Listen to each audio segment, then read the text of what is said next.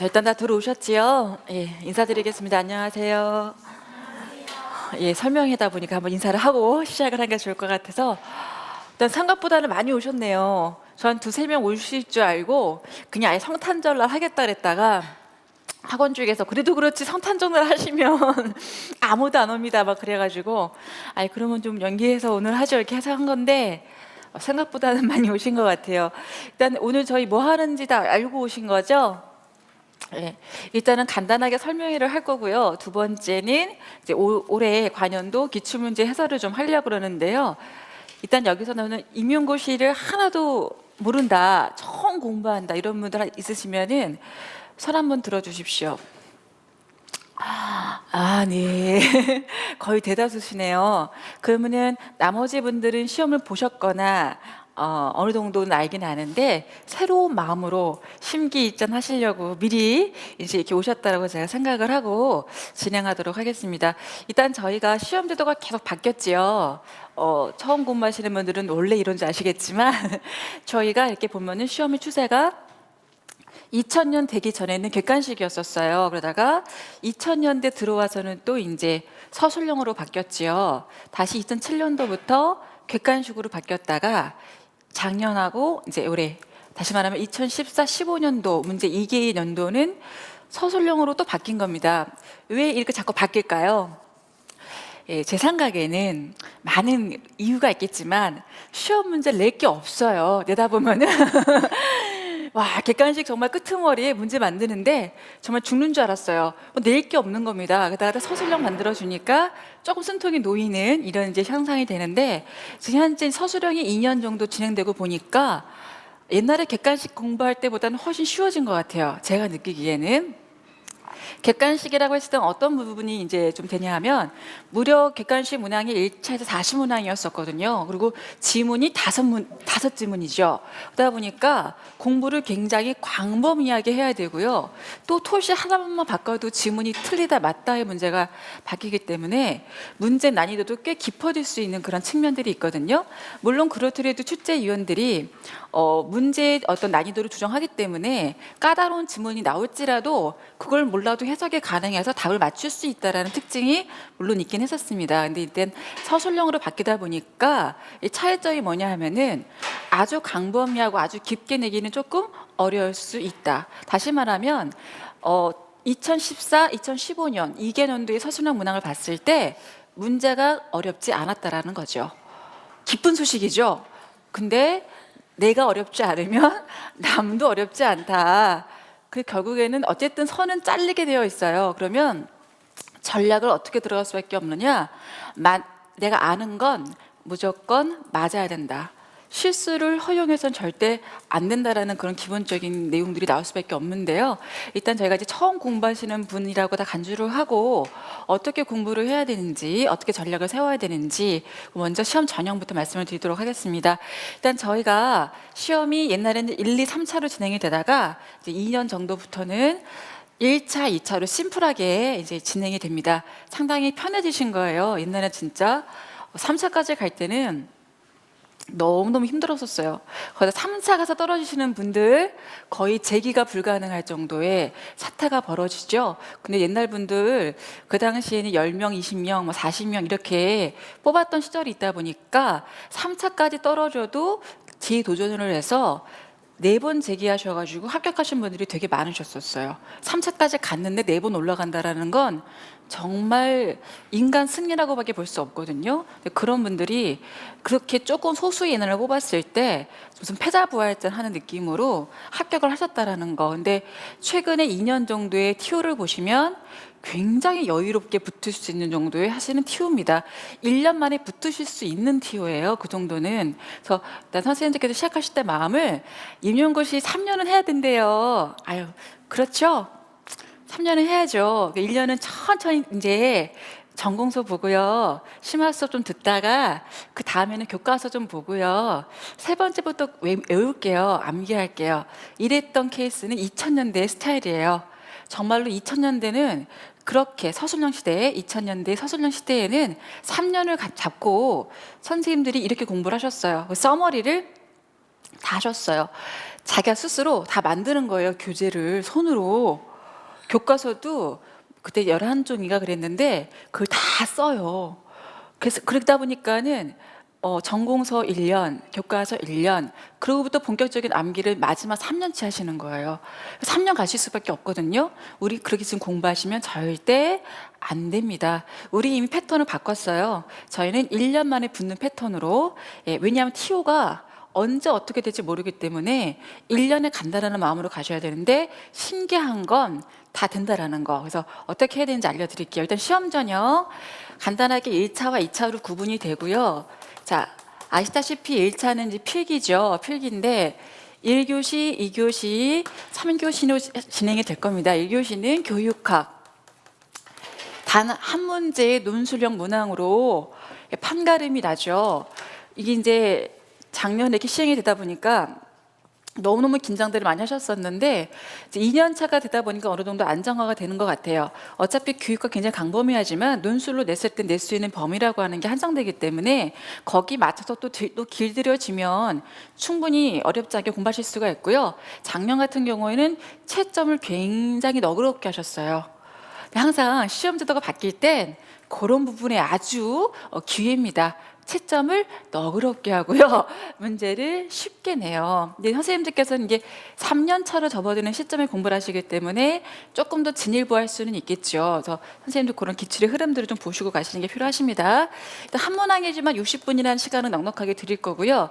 2교시부터 전공이 들어가죠. 전공 A, 전공 B가 들어가는데 시간은 전혀 부족하지 않습니다.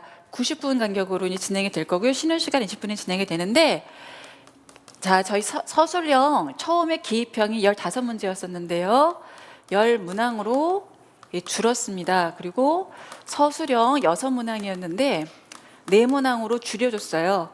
대신에 서술형 2문항이던 것을 작년에는 서술형 4문항으로 만들어줬고요. 그다음에 논술형 똑같이 2문항을 만들어뒀습니다. 절대 부족하지 않은 시간이라는 것을 염두에 두셔서 한 문제 한 문제 풀 때마다 심혈을 기울이셔야 되는데, 이게 서술형이다 보니까 독해 능력을 상당히 많이 요구해요. 올해 문제는 제가 봤을 땐 독해 정말 잘해야 풀 수 있겠다는 생각이 너무 많이 들었습니다. 근데 독해 능력 기르려면 어떻게 해야 될까요? 저희가 중고등학생 같으면 국어 참고서 갖다 놓고 단락별로 개요 찾기 뭐 이런 것도 하고 막 그랬잖아요. 근데 지금 우리가 이제 이 와중에 그렇게 할 수는 없죠. 독해 능력을 기르는 가장 좋은 방법은 전공서를 읽는 거예요. 저희가 학원 교재 있죠. 저 같은 경우도 제가 제 언어로 다시 편집한 학원 교재가 있습니다. 그리고 학원가에서 나가는 문제들이 있지요. 자, 어떨까요? 아무래도 제 스타일이 묻어나지 않을 수가 없죠. 사람마다 스타일이라는 게 있어요. 어쩔 수 없어요. 그러다 보면은 학원가에서 도는 문제만 접하시는 분들, 교재만 접하시는 분들, 갑자기 약간 표현만 바꿔 나와도 이해가 된다 안 된다? 이해가 안 되시고요. 일단 당황부터 하십니다.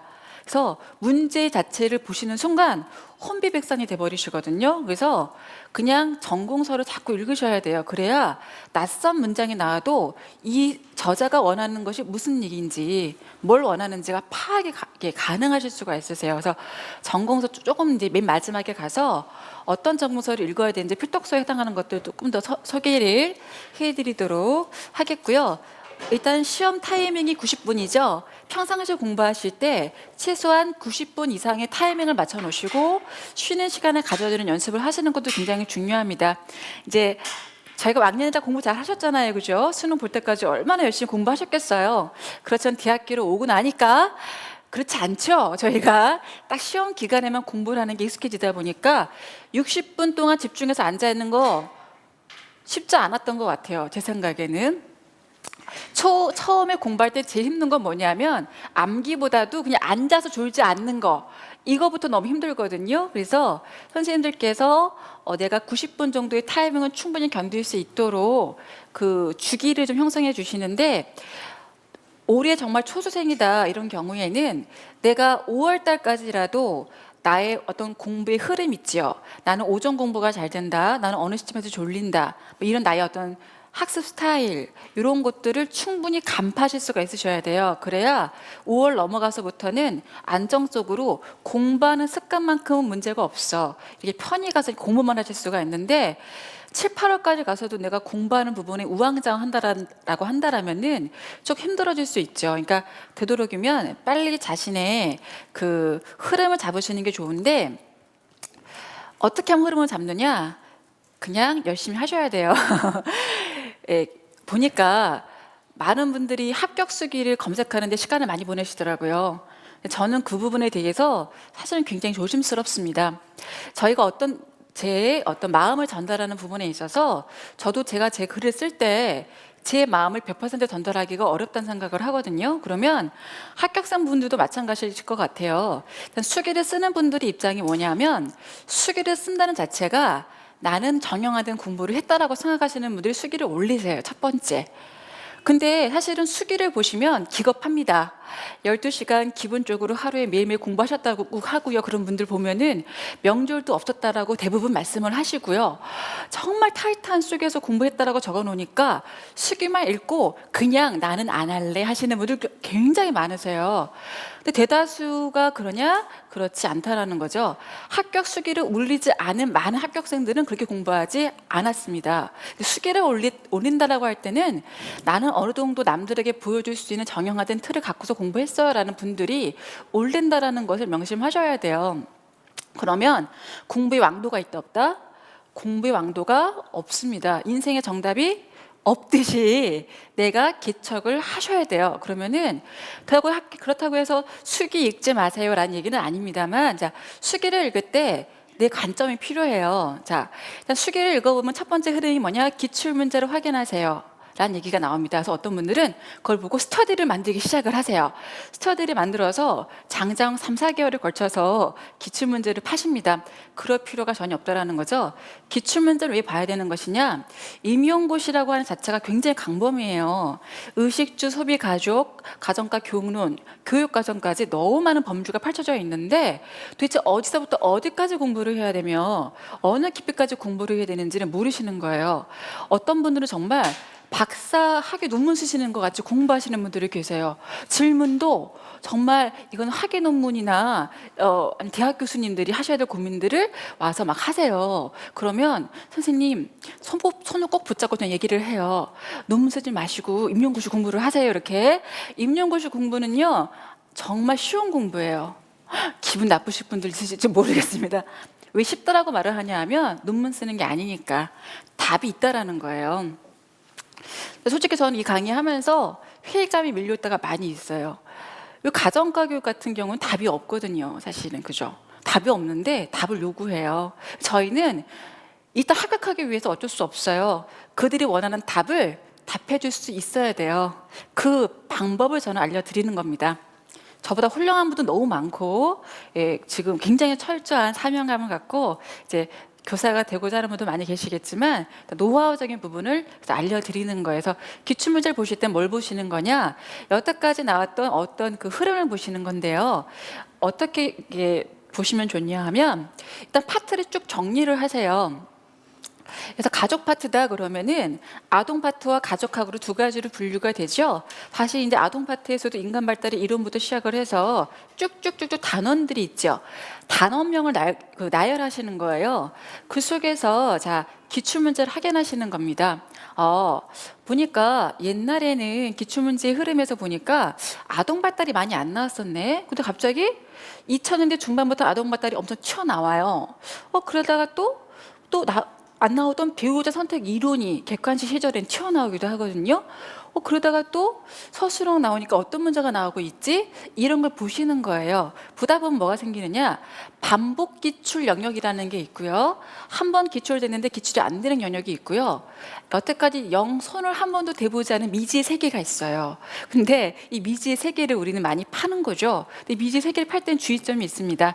중요한지 중요하지 않은지, 그리고 현재 최신 이슈와 맞물려서 어떤 의미가 있는지 없는지 그걸 보시고 그 부분의 핵심을 잡아내시는 것이 필요하신데 그 노하우는 또 뒤에서 알려드리도록 하겠고요. 그래서 일단은 기출문제도 확인하실 건 뭐냐?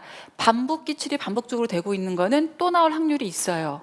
왜 중요하니까 자꾸 반복적으로 기출이 되는 겁니다. 대표적인 케이스가 다이어트, 비만 뭐 이런 것들이 될 수 있죠. 부모 양육 태도 뭐 대표적으로 반복되는 문제들이 있거든요.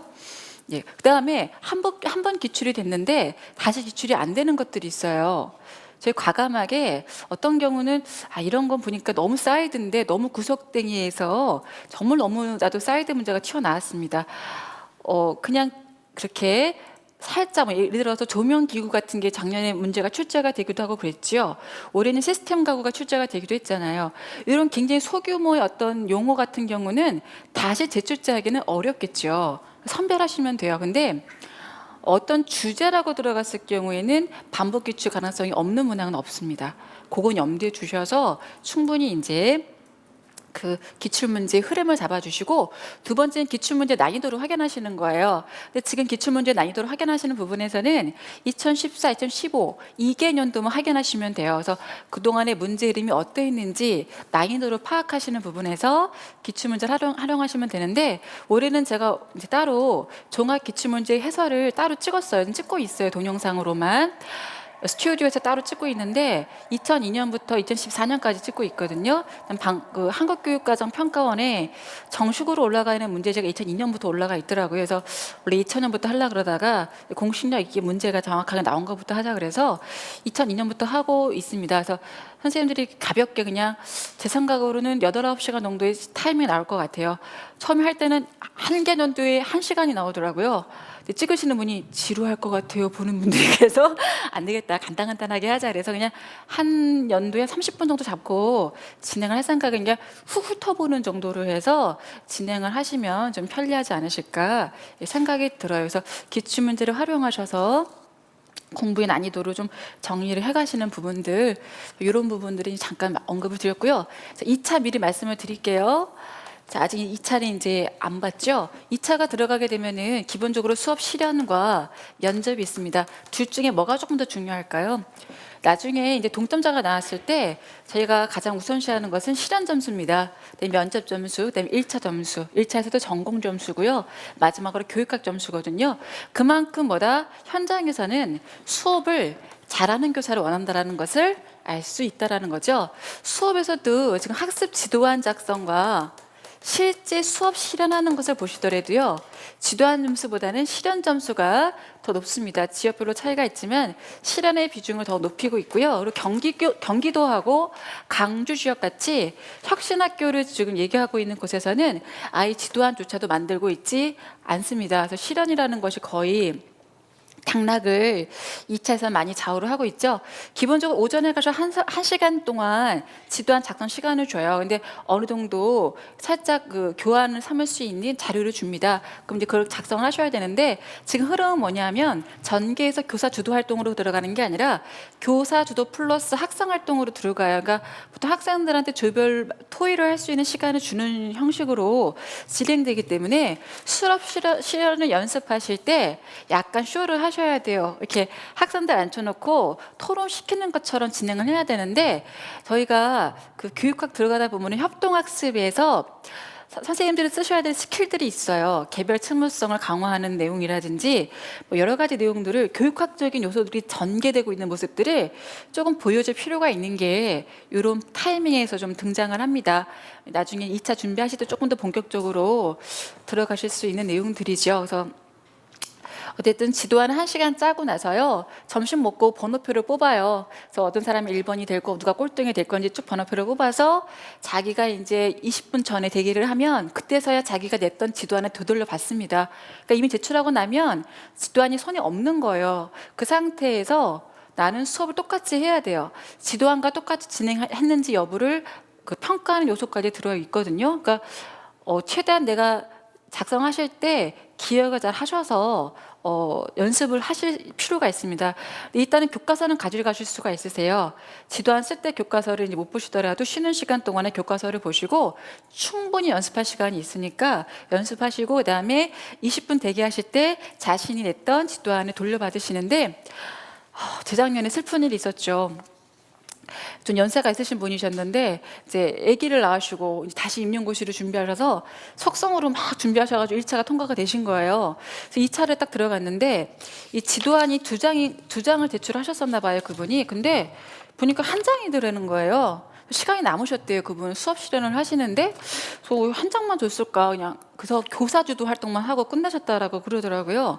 근데 나와서 이제 학생들하고 다시 대화를 해보니까 나는 끝까지 다 했는데 저희 교사 활동뿐만 아니라 학생 활동까지 다 해서 시간 맞춰서 나왔어요. 그러니까 왜 나는 한 장만 줬지? 나는 어차피 한 장밖에 없으니까 교사주도 활동만 하고 나왔는데 이상하다 막 그러다가 이상해서 그 이제 교육청으로 달려가 보신 거죠. 보니까 정말 두 장을 받은 거예요. 한 장 받으신 게 아니고. 근데 이분들이 어떻게 했냐면은 호치키스로 다 복사를 해서 이게 찍어서 이제 채점관 주고 본인 주거든요. 근데 요즘엔 굉장히 이 임용고시 시험 테스트하는 이 과정들이 철저합니다. 국가고시이다 보니까 옛날같이 허술하게 개칭되지 않거든요. 그러니까 너무 성심성의껏 진행하다 보니까 호치키스를 박는데 정말 전혀 오차 없이 한 장인 것처럼, 두 장인데 한 장인 것처럼 완벽하게 딱 찍어서 준 거예요. 그러니까 이분이 정말 다시 재확인을 하는데도 침을 발라서 띄니까 띄어지더라는 거죠. 그래서 자기 너무 놀랬대요. 정말 두 장을 줬었구나, 나를. 근데 그분 한 장인 줄 알고 진행했으니까 당연히 떨어지신 거예요. 근데 이분이 참 그래도 고마우신 게 이런 사례를 이렇게 안 해줘도 되잖아요, 저한테. 왜냐 이분은 또 아마 올해도 시험을 치셨을 거거든요. 그럼 자신의 많은 경쟁 상대가 있는데 그냥 나 혼자 겪지 않고 그래 누구도 겪어봐라 이럴 수도 있는데 이분 참 마음씨가 좋으신 게 이 사태를 겪으신 다음에 저한테 얘기를 하더라고요. 꼭 좀 전해주세요. 실현 가시면 이거 침 발라서 꼭 띄가지고 제대로 제거하고 나오도록 저 같은 일 안 당하도록 알려주세요. 이렇게 얘기를 해주시는 거예요. 그래서 알았지 제가. 안 그랬으면 몰랐을 텐데 참 별의별 일이 다 있습니다. 실현 가시면 어떤 분은 분필인 줄 알고 분필 넣어가지고 갔다 왔는데 분필이 아니라 그 보드마카 있죠. 보드마카가 나왔는데 일반적인 보드마카는 매직 같은 보드마크잖아요. 물 잉크가 들어있는 보드마카인 지역이 경기도에서 옛날 있었거든요. 그분이 마침 또 그게 또 그분 타이밍에 말라가지고 안 나오네요, 펜이. 그런 그 아주 그 이상한 사태가 발생을 했는데 이분 흔든 거예요. 전개 과정인데 웃으면서 여러분 왜 펜이 안 나오죠? 왜 펜이 안 나올까요? 이러면서 시간을 다 보내서 그 당시 10분으로 실현이 진행되던 때인데 7분을 흔들었대요. 웃으면서 계속 왜 안 나오죠 여러분 이러면서 7분을 흔들다가 그분 떨어지셨어요. 근데 합계를 토탈 해보니까 0.3점 차로 떨어지셨어요. 근데 그분이 실현 점수를 7점을 깎였더라고요. 굉장히 많이 깎인 거죠. 운도 참 없는 것 같아요. 어느 정도 조금 감안해도 될 것 같은데 절대 감안해주지 않았던 것 같아요, 그분한테는. 그래서 다시는 시험을 안 보십니다. 그분 같은 경우는 너무 충격이 심하셔서 나라도 그랬을 것 같아요. 정말 열심히 하셨고 너무 점수 우월했는데 이거 흔들다가 물잉크는요 다시는 그런 경우가 내가 못 들어봤어서 아마 그 교체하신 것 같은데 물백목이라고 하는 그 물잉크를 넣는 경우는요 흔드시면 안 되고 가만히 꾹 누르고 있으셔야 돼요. 그래야 밑으로 잉크가 모아져서 펜이 나오거든요. 아니면은 정 안 나오면 어쩔 수 없죠. 말로 그냥 치고 가야 될 수밖에 없을 수도 있습니다.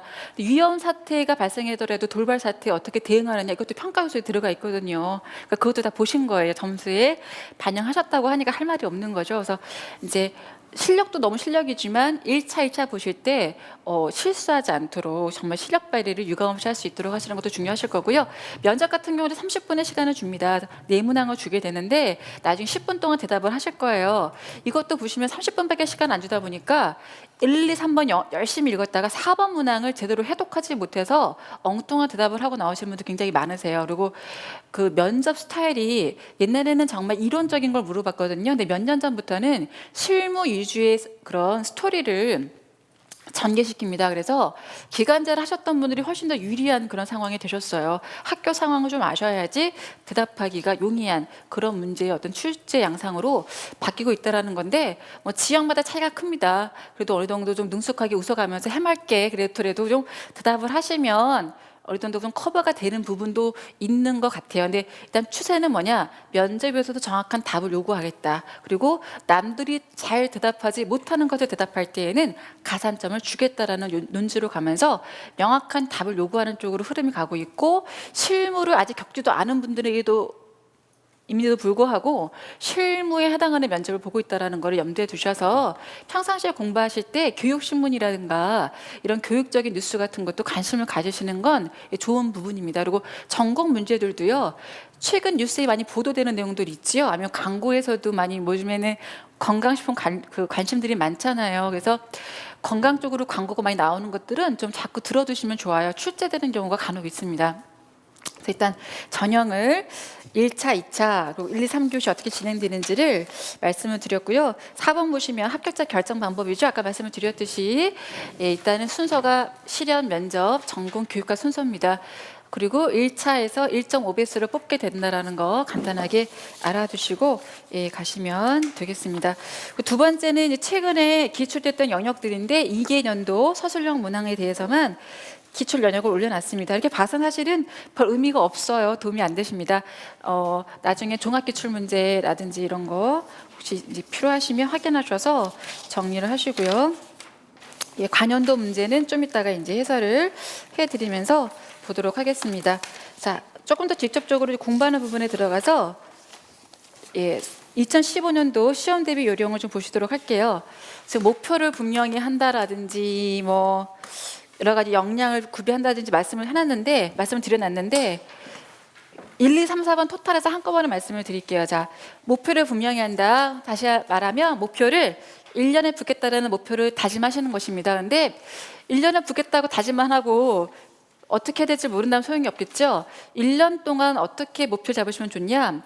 만약에 학원 교재를 보시든 전공서를 보시든 5번을 보겠다는 마음으로 하시면 됩니다. 충분히 시험 문제를 능숙하게 푸실 수가 있으세요. 저희 같은 경우는 이제 학원이다 보니까 학원 교재로 선생님들한테 수업을 하게 되는데, 저희 같은 경우 어떻게 진행하느냐, 기본 이론반에서부터 한 바퀴를 돌리는데요. 일부러 심화 교재에서 추려서 기본 이론만 책을 만들어 드려요. 따로 안 만듭니다. 그래서 추려서 먼저 핵심적으로 알아야 될 거 한 바퀴 돌리고, 그리고 교과서에 해당하는 전공서를 1, 2월 달 동안에 읽게 해드려요. 그런 전략을 저희는 써요. 근데 뭐 공개해 드리는 거니까 그렇게 차근차근 하셔도 되고요. 그다음에 저희 3, 4, 5, 6 올해는 7월 달까지 이게 심화 이론을 진행을 하게 되는데, 그럴 때 심화 교재를 한 바퀴 돌리는 거죠. 한 바퀴 돌리면서 초수생들의 경우에는 한 바퀴 돌리는 이 과정이 엄청나게 힘들어요. 암기는 꿈도 못 꿔요. 그냥 따라가기 바빠요. 근데 이제 1, 2월 동안에 그래도 주마다 한 권씩이라도 독파해 놓으신 분들은 심화이론 나갈 때 한 주에 또 한 권씩 나가면 되니까 진도만 따라가실 수만 있다면은 재미있게 어느 정도는 그래도 따라가실 수가 있는 그런 시점이 되는데요.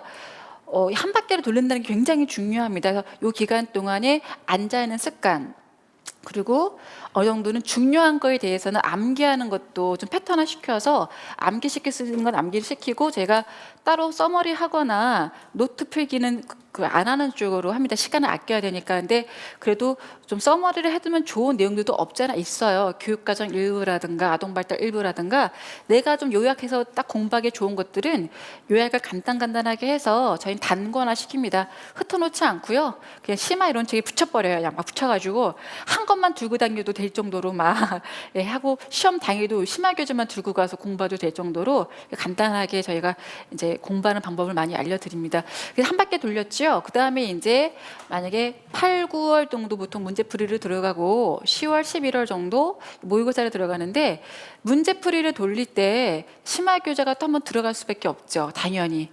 근데 이제 저희가 노하우는 3, 4, 5, 6, 7월 들어갈 때 심화 교재를 한 번 보지 마시고요. 요때 3번 볼 수 있어요. 어떻게 3번 볼 수 있냐면은 일단 심화 교재를 처음 접하시는 초등생들의 경우 그냥 수업을 듣습니다. 수업을 듣되 그날 딱 수업을 듣고 나면은 6시 정도 보통 수업이 보통 끝나잖아요. 그러면은 집에 가는 것을 권하지 않아요. 집에 가는 걸 권하지 않고 되도록이면 학원에서 바로 복습하시는 걸 많이 권합니다. 저녁을 먹자마자 복습을 하시는데요. 예를 들어서 5, 6시간의 수업을 듣잖아요. 바로 복습하시면 4시간이면 복습이 끝나실 수가 있으세요. 제가 잡담을 많이 하거든요. 그래서 쫙 빼고 얘기했으면 딱 모아놓으면 4시간이면 복습이 가능하고요. 충분히 완성이 되시거든요. 그리고 이제 예를 들어 저희는 목요일날 수업을 합니다. 그러면 목요일 당일날 공부하고 나서 교육학도 해야 되고 할 게 많잖아요. 한국사 안 따시면 한국사도 따야 되고. 그러니까 월화 수까지 정신이 없으세요. 보통 보면은 월화 보통 또 교육학 수업이 많이 있잖아요. 그럼 월화를 막 교육학을 들어요. 슬슬 걱정이 되죠. 왜냐하면 저희는 목요일에 수업하기 전에 시험을 보거든요. 시험 볼 때 채점을 당하는 상황이 생기니까 공부를 하고 싶어져요. 공부하게 되는 날이 수요일이 되겠죠, 당연히. 그러면 그날 또 복습을 하시는 거예요. 그럼 심화교재를 3번은 보게 되는 셈이 되시는 거예요. 그리고 당연히 시험 보고 나면 틀리시겠죠? 틀릴 때는 반드시 뭘로 복습한다? 전공서로 복습합니다. 그러다 보면 전공서가 자꾸 빠지는 거예요. 그래서 보다 보면 이제 일주일에 한 권씩 갈 수가 있어요. 어려운 책들은 물론 한 달에 가는 책도 있고요. 쉬운 책은 2, 3일 가는 책도 있습니다. 그래서 꼭 읽어야 될 전공서와 읽지 않아도 되는 전공서가 있지만 물론 전공서라고 했을 때는 많이 읽으면 읽을수록 좋다고 당연히 얘기할 수 있죠. 근데 일단은 꼭 봐야 되는 것부터 먼저 보시고 순서를 정해서 더 주가 되는 걸 먼저 읽으시고 부가 되는 걸 그 다음에 읽으시는 게 전략상 시간을 아낄 수 있는 또 인지적으로도 좀 전략이 되지 않을까라는 생각이 듭니다. 그다음에 문제풀이 들어가시게 되면은 이제 문제풀이 같은 경우는 파트별로 들어가요. 이번 주는 주 파트다 그러면 주 생활에 해당하는 심화교재로 예습을 하고 오시면 되겠죠. 그럼 또 4번을 보시는 거예요. 테스트 하시죠. 분명히 우수수 틀립니다. 막 틀리면 그걸로 전공서를 보시는데 너무 많이 틀리기 때문에 전공서를 무지하게 많이 보게 돼요. 그래서 또 4바퀴를 돌리면서 전공서를 반복적으로 보시게 되죠. 또 모의고사 들어가죠. 모의고사 들어가면은 막 혼란스러워 하세요. 왜냐하면은 파트별로 들어가는 게 아니라 종합적으로 쫙 펼쳐놓기 때문에 정신이 없습니다. 자신감이 사라지기도 하고 원서철이 가까우면서 어디를 써야 되나 막 여러 가지 막 또 명절 가까우고 잔소리 들을 거 생각하고 막 이 심리적인 부분에 상당한 스트레스를 받을 시점이 오는데요. 그때를 잘 넘기셔야 돼요. 남들이 혼란스러워할 때 그냥 나는 내 길을 간다. 마이 웨이를 고집하셔야 됩니다. 자꾸 남을 들여다보시면 힘들어서 못해요. 그냥 죽을 똥 살 똥 그냥 나만 보시고 쫙 앞으로 나가시면은 성적이 이렇게 안 오르다가도 갑자기 탁 튀어오르는 때가 와요. 근데 그 시점이 7월 달에 오시는 분, 9월 달에 오시는 분, 11월 달에 오시는 분, 시험 보기 일주일 전에 오시는 분 다 다르죠. 시험 보기 심지어 3일 전에 오시는 분도 있어요. 어떤 분은 시험 보기 일주일 전부터 전공서를 읽기 시작하셨대요. 거기서 4문제가 나왔답니다. 사람 이름 모르는 거예요. 그래서 임용고시는요 정말 모르는 싸움이라는 거. 근데 7월까지는 편차가 많아 보여요. 초수생과 재수생의 어떤 간극이기 때문에 커 보이지만 11월 달 가시면 초수생이나 재수생이나 차이가 안 생깁니다. 그래서 재수생분들은 긴장을 많이 하셔야 돼요. 그런 부분에서는. 왜냐하면 후수생들이 처음에 모르기 때문에 막 가지만 어차피 반복이죠. 임용고시는 아까 제가 쉬운 공부라고 말씀드렸어요. 왜냐하면 문달의 숫자가 합격을 좌우해요. 그냥 문달. 문제도 읽다 보면은 문달된 사람들은 뭘 요구하는지 금방 파악이 빨리 돼요. 그래서 많이 보셔야 되기 때문에 초조생이다, 재조생이다 그런 이제 선입견과 그 고정관념을 없애시고 무조건 달리셔야 됩니다. 그리고 임용고시는 신기한 게 일주일 놀잖아요. 컨디션 나쁘다 뭐다 해서 일주일 놀면 백지가 돼요. 금세. 그래서 1차 끝나고 2차 들어갈 때 일주일 놀고 들어오시잖아요. 기절해요. 기억이 하나도 안 나서 옛날 같은 경우는 1, 2, 3차 할 때 2차에서 논술을 해버리니까 공부를 새로 하셔야 되는 거예요. 근데 선생님들 다행히 2차에서 수업 실험과 면접만 해도 되니까 그나마 다행이시죠. 정말 일주일 놀아보고 나니까 이렇게 백지가 됐어. 우리 백지가 된 것 같아. 막 이렇게 대답을 합니다. 근데 또 끌어올리다 보면 3주가 지나면 다시 끌어올려져요. 그러니까 이게 임용고시는 어찌 보면 단순한 것이고 탄력을 받아서 땡땡땡 가다가 쫙 끌어올려가는 공부라는 걸 명심하셔가지고 그 누구라도 방심하지 말고 끝까지 하셔야 되는 싸움이라는 거를 명심하시면 도움이 좀 되지 않으실까 생각이 듭니다. 그래서 이런 학습 계획을 가지고 전략을 가지고 한번 흐름을 타셔서 정리를 하시면 어떨까 생각이 들어서 말씀을 드렸고요. 참고도서를 말씀을 드릴게요. 지금 여기는 거의 뭐 교과서에 해당하는 것들만 올려놔 드린 겁니다. 일단 식생활 같은 경우는 영양 파트, 한동안 영양 파트 문제 안 나왔었어요. 2000년대 기출문제 보시면 거의 나오지 않습니다. 많이 안 나오는데 객관식 조금씩 등장하다가 요즘 들어서 갑자기 서술형 2년 차에서 영양학적인 베이스가 없으면 풀 수 없는 문제들이 나오기 시작을 했었어요. 그래서 지금 영양학 같은 경우는 단순 암기로 안 되고요. 충분히 영양에 대한 부분이 인체와 관련을 해서 이해까지 돼야 돼요. 이해까지 도달하기 위해서는 책을 정말 많이 보셔야 되고요. 충분히 내가 이 머릿속에 시뮬레이션 돌아갈 정도로 인체 공학적으로 이해가 되셔야 돼요. 그래서 충분히 모르는 것들은 물어보시고 정리하시고 가셔야지, 모르니까 선생님들 어떻게 하시느냐, 알 때까지 공부하시고 물어보세요. 정말 그러시면 안 돼요. 그죠? 모르면 물어보면 좋은데 질문 있으세요? 그러면 씩 웃기만 해요. 다 모르겠다는 거죠. 그냥 다 모르니까 너무 창피해서 선생님 제가 공부하고 와서 다시 공부하고 와서 모르는 것만 질문할게요 하는데, 그리고 질문하시는 분 한 분도 본 적이 제가 없어요. 그냥 모르니까 물어보는 거죠. 그죠? 그래서 확실히 정리하고 가시면 빠릅니다. 21세기 영양학 평균 1개월 반 걸립니다. 완독하시는데. 많이 걸려요. 근데 21세기 영양학이요, 거기 화학 되게 많이 들어있거든요. 읽지 마셔요. 여러 가지 화학적인 내용도 읽지 마시고 훅 건너가시고, 중요한 건 기출문제 읽다 보시면 반복적으로 나오고 있는 화학 구조들이 좀 있어요. 그런 화학 구조만 읽어보셔요. 예를 들어서 뭐 아미노산의 기본 구조라든가 뭐 이런 것들이 있죠. 뭐 아밀라제, 아밀로스 뭐 이런 기초적인 구조, 뭐 글리코겐의 구조, 이런 거 외에 다른 화학식들은 지금 아예 건들질 마시고 21세기 영양학에서 한글만 읽겠다 이런 마음을 읽으시면 안 어려우세요. 되게 쉬운 책이에요. 재밌는 책이고, 여태까지 영양학의 문제는 21세기 영양학을 벗어난 적이 없어요. 21세기 영양학만한 책이 없기 때문에 그래요. 이 책만 완독하시면 영양학 문제 절대 안 틀리십니다. 완독 플러스 이해죠, 물론.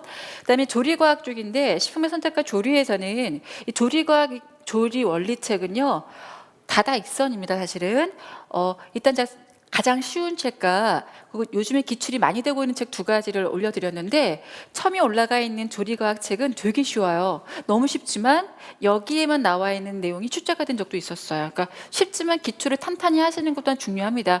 문제가 디테일하게 나올지 크게 나올지 알 수 없기 때문에 책은 골고루 보시는 게 좋아요. 그래서 이것도 처음 공부하시는 분이라면 봐두시면 괜찮은 책이고요. 그리고 과학으로 풀어쓴 식품과 조리 원리 같은 경우는 응용 문제가 많이 접근해서 나오다 보니까 여기서 최근에 문제가 되게 많이 나왔어요. 이건 정말 선생님들한테 필요한 책입니다. 왜냐하면 응용이 많이 돼 있기 때문에. 임용고시가 아니더라도 상당히 책이 잘 나왔어요. 제가 보기도. 근데 이 정도 두 개의 책을 통해서 어느 정도의 베이스를 깔고 계시면 다른 응용 문제가 나오더라도 풀 수 있어야 정상이죠, 사실은. 이거 외에도 물론 여러 가지가 있습니다. 뭐 식품 위생도 있고 식생활 문화 관련 책도 있고 다양한 책들이 있지만 그 사이드에 있는 책들이기 때문에 시간이 되시면 뭐 식품 위생이라든가 이런 건, 식품 가공 저장책, 여러 뭐 식생활 문화책 이런 것들은 시간이 되신다면 부수적으로 읽어서 완성을 해주시면 될 것 같아요. 그다음 의생활 파트. 그래서 만약에 1월 달부터 공부를 시작하시는 분들이라면 식생활에서 21세기 영양학을 한번 완독하신다면 엄청 도움이 되죠. 그다음에 의생활 파트는 크게 두 가지 파트로 분류가 되죠. 옛날에는 의복 제작 및 선택에서 압도적으로 많이 나왔습니다만, 올해 문제 같은 경우는 아주 신선하게 의류 세탁 파트가 약간 난이도 있게 나왔어요. 제가 보기에는 대답을 제대로 쓰신 분이 많지는 않을 것 같아요. 자, 그래서 일단은 필독서로는 피복 재료학. 아직까지는 김선영 교수님 책이 교과서입니다. 가장 잘 나왔어요. 제가 보기에는. 물론 뭐 최신 의류학이라든가 책 좋은 거 많이 있습니다. 만약에 대학교에서 교수님들이 선정했던 책들이 있었다고 한다면 굳이 딴 책 보지 마시고요. 대학교에서 보셨던 책 보셔도 좋아요. 선생님들 필기하셨던 내용들이 있겠지요. 그런 것도 또 애기 쓰니까 대학에서 봤던 전공서가 있다면 대학에서 봤던 전공서를 위주로 공부해 주시고요. 그다음에 의복 제작 및 선택에서 입체 구성 파트가 굉장히 중요한데, 입체 구성 특히 의복 실습을 안 한 대학교가 너무 많더라고요. 아예 의상할 교수님들이 없는 학교도 너무 많아서 의복 제작은 가장 어려워하는 파트 중에 하나입니다. 근데 너무 신기한 건, 제가 이것 때문에 2000년도에는 실습을 하루를 날에 잡고 아침 9시부터 한 10시까지 한복 다 만들었었어요. 저고리, 바지, 한복, 그다음에 버선까지 만들고, 양복에서는 반바지 만들고, 가름솔, 통솔, 쌈솔 이런 거 있죠? 다 드렸었어요. 근데 정말 죽겠더라고요, 제가. 그래서 조교 5명 섭외해가지고 제일 만약에 120명까지 놓고 했었었나? 정말 허리가 끊어질 정도로 했는데 너무 힘들어서 사실은 제가 그때 요령을 펴서 막 앞에서 막 보여드리고 막 해서 했거든요. 너무 재밌는 건 그렇게 했는데 알아들으시더라고요. 너무 잘 알아들으셔서 실습 안 해요. 실습 안 하고 저희가 이제 이렇게 그때그때 만약에 갖다 놓고 종이랑 옷감 갖다 놓고 하는데 너무 잘 알아들으셔요. 그리고 일단은 이건 수업을 들으셔라는 얘기는 아닌데 말하다 보니 이렇게 돼버렸네. 그 멀리서 바라보다 보면은 잘 이해가 안 되는 것도 남아서 따로 질문하시면 이해를 굉장히 빨리들 하시더라고요. 그러니까 내가 의복 제작을 안 해봤다라고 하더라도 걱정하지 마시고 그냥 다양한 자료나 뭐 수업을 들으실 수 있는 분들은 다양한 수업 자료를 통해서 한 2주만 시간을 들이시면 완벽하게 해결됩니다. 어느 정도 임용고시를 보시는 분들이 이 인지가 충분히 능력이 되시는 분들이 오시기 때문에 제가 보기에는 별로 걱정하지 않으셔도 되는 것 같아요. 일단 필독이라 한다라면은 각 파트별로 2가지 정도 얘기를 드릴 수 있을 것 같고요. 지금 문제 대사가 이미 옮겨갔죠. 문제 대사가 한참 생활용품 제작으로 가다가요. 또 한참 다시 한복 2000년대 중반에는 전통이 되게 많이 강조가 됐었거든요. 한복 나오다가 객관식 시절에는요. 갑자기 이 서양복 구성이 너무 난이도가 높게 출제가 됐어요. 최고 정점을 이미 찍었거든요. 그러다가 끝판에 가서는 어떻게 나오느냐, 양복과 서양복을 비교해서 물어봐요. 아주 끝내줍니다. 그 정도까지 최고 난이도까지 가더니만은 공부 교과서는 재활용으로 들어가거든요. 그래서 의복 재활용의 문제로 대세로 이미 바뀌었어요. 그래서 올해 문제도 재활용 문제가 나온 거거든요. 문제는 쉽지만 어느 정도 베이스가 깔려있는 분들은 쉬운 거고 베이스가 안 깔려있는 분들은 헤매는 거죠. 어차피. 그러니까 문제의 난이도가 어떻게 나올지 알 수 없지만 항상 기초를 완벽하게 해놓으시면은 어떻게 나오더라도 문제가 되지 않게끔 이렇게 준비를 하시면 도움이 되실 것 같습니다. 필독 해당한 거 위주로 말씀을 드렸고요. 주생활 넓게 보는 주거학 개정판 나왔더라고요. 개정판 되게 잘 나왔던데 옛날 책에는 공동주거 관리라든가 그 주택 관련해서 주거 복지 파트는 약했었어요. 근데 개정판 나온 책을 보니까 주거 복지하고 공동주거 관리에 대한 내용들이 새롭게 잘 많이 바뀌어가지고 정리가 참 잘 돼 있더라고요. 넓게 보는 주거학은 정말 교과서처럼 완독하셔야 됩니다. 제가 첫 장부터 끝장까지 읽으라고 하는 책이 별로 없어요. 근데 그런 책 중에 하나예요. 새 의류 관리도 굉장히 좋은 책이고요. 새 의류 관리도 완독해 놓으시면 좋은 책이고요. 그다음에 넓게 보는 주거학 100% 완독하셔야 됩니다. 안팎으로 보는 주거학이라는 책은 안 보셔도 돼요. 거기는 유니버설하고 어차피 그 코하우징 2가지밖에 의미가 없어요. 그래서 굳이 안 보셔도 상관이 없겠고요. 나머지는 좀 사이드로 이제 막 이렇게 끌어와야 될 것들이 있는데 일단 주되게 봐야 되는 책 하나만 완성해 놓으셔도 상당히 든든하실 거라고 생각이 듭니다. 네, 소비 생활이죠. 요즘에 공부개정 교과서에서도 가계 재무 설계를 상당히 강조하고 있고 소비자 주권을 강조하고 있습니다. 그러다 보니까 소비가 많이 이제 좀 이렇게 문제의 난이도가 올라간다라든가 생소한 내용들이 출제가 되는 경우들이 있는데 문제는 대학에서 소비 파트가 별로 이렇게 진행이 안 된다라는 거죠. 대학에서 소비 파트 교수님 있는 학교 별로 못 봤어요. 별로 없고 그러다 보니까 선생님들 소비 공부하실 때 오히려 제일 어려워하세요. 특히 가계재무 설계 같은 경우는 교수님들마다 책 서술이 약간씩 차이가 또 있기까지 하세요. 그래서 지금은 저희가 교과서처럼 활용하는 책이 알기 쉬운 가계경제론입니다. 왜냐하면 이 책에서 기출이 한 2번 정도 됐거든요. 근데 다른 가계재무책에는 안 나와 있는 내용들이 좀 있어요. 그래서 이 책을 기준으로 좀 공부를 해주시고요. 그다음에 개정판 가정관리학 책 있어요. 하드카바로. 이것도 교과서입니다. 이거 정말 잘 읽으셔야 되는 책인데 특히 가정관리 체계, 가정관리 과정, 의사결정, 의사소통 이런 내용들 있죠. 시간관리, 가사노동관리가 너무 잘 나와 있기 때문에 교과서처럼 잘잘잘 보셔야 되는 책으로 이해를 하시면 되겠고요. 소비자학에서는 이제 소비자와 시장 환경 이걸 이제 대표적으로 올려놔 드리긴 했는데 교과서가 좀 들어가야 되는 부분들이 좀 있습니다. 새로운 용어들이 있지요. 신조어들이 많이 등장하기 때문에 나중에 교과서는 지금 보지 마시고 나중에 보시는 게 좋아요. 심화이론이 좀 완성되고 나서 문제풀이 좀 들어가다가 좀 여유가 생겼을 때 보시는 게 좋은데 전략은 사람마다 다릅니다. 나는 심화이론 공부할 때도 하겠어라고 하신다면은 대신에 너무 몰입해서 보진 마시고 시간을 많이 뺏기지 마시고 여유 있게 이렇게 하셔도 좋고요. 어떤 분들은 공부가 안 될 때 LI 교과서나 보자 이렇게 하시는 분도 계시다라고 하더라고요. LI 술이나 먹자보다는 나을 수도 있어요. 뭐 사람마다 스트레스 푸는 방법이 다르니까 다양하게 한번 해보시도록 하면 좋겠습니다. 네, 가족 생활 크게 인간 발달과 가족학으로 나눠지는데 인간 발달 파트에서는 뭐 교재가 일단 너무 많은데 옛날 같으면 정말 그 조복희 선생님의 인간 발달 이렇게 두꺼운 책 있죠. 그런 책을 권유해 드려요. 근데 서술형 바뀐 이후부터는 그렇게까지 안 보셔도 될 것 같아서 정업분 교수님의 아동 발달의 이해 또는 아동 발달의 이론이라는 책이 있습니다. 별 차이 없는데 가격이 이론이 조금 더 싸요. 그래서 올려놨고요. 그림이 많습니다. 객관시 시절에는 응용 문제로 많이 출제가 돼야 되는 흐름이다 보니까 그래프 문제가 참 많이 나왔어요. 그림 있는 문제. 거의 이 책에서 그림하고 그래프는 다 뽑아가지고 적출 다 했어요. 그러니까 옛날에는 책 선정하는 기준이 객관시 시절에는 그림 많은 책 골라라. 대학교에서 많이 쓰는 책 골라라. 이게 기준이었던 때도 있었습니다. 네, 상당히 책 잘 나왔고요. 이해하기 쉽습니다. 충분한 지금은 하나를 공부하셔도 충분히 이해하고 소화하셔야지 독해도 자유로워지거든요. 하나를 외우더라도 객관식 시절처럼 막 그렇게 무미건조하게 외우면 안 돼요. 지금 충분히 이해와 소화가 되셔야 되기 때문에 쉬운 책을 위주로 보시는데 또 공부하다 보면은 이해가 안 되는 경우도 있어요. 그럴 때는 뭐 질문을 서로 간에 해도 좋고 하긴 한데 어떤 방법도 좋냐 하면 다른 책을 읽는 것도 도움이 돼요. 어떤 저자는 이 부분을 이렇게 설명했는데 다른 저자는 그 부분을 더 풀어서 설명한 경우들이 있거든요. 그러니까 공부하다 보면은 어떤 내용에 대해서는 참 이해가 안 될 수 있습니다. 그럴 때는 다른 저자의 책을 돌려서 읽어라. 그거만 딱 읽다 보면은 굉장히 풍부해지고요.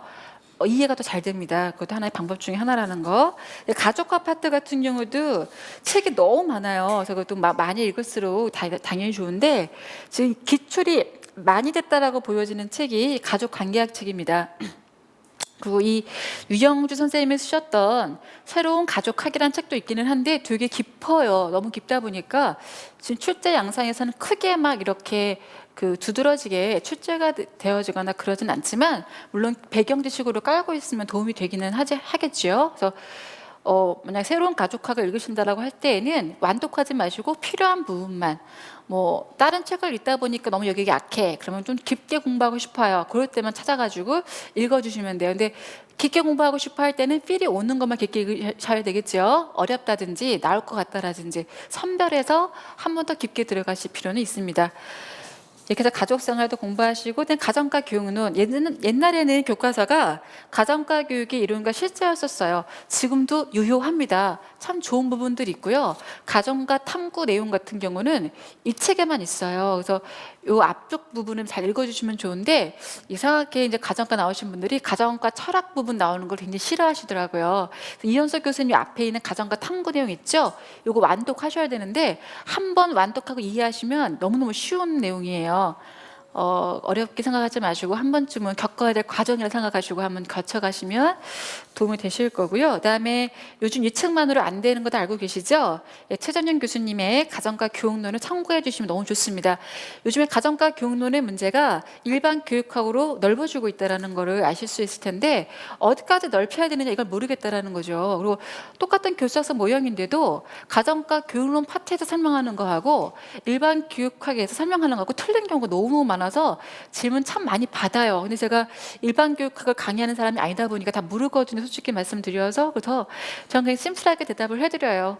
가정과 문제로 나오거든 가정과 교육론으로 푸세요. 이렇게 일반 교육학 문제로 나오거든 일반 교육학으로 푸세요라고 말씀을 드리는데 일단은 가정과 교육론이 일반 교육학을 끌어다 오고 있다는 겁니다. 그러면 어디까지 끌어올 수 있는지를 범주로 정하는 게 문제가 되는데 어쨌든 이제 최전영 교수님의 책이 그 범주를 딱 정해주는 데 있어서는 유효하다라는 생각이 제가 들어서 이 책을 골라드리고요. 그리고 그 실천적인 부분에 대한 내용들이 많이 나오잖아요.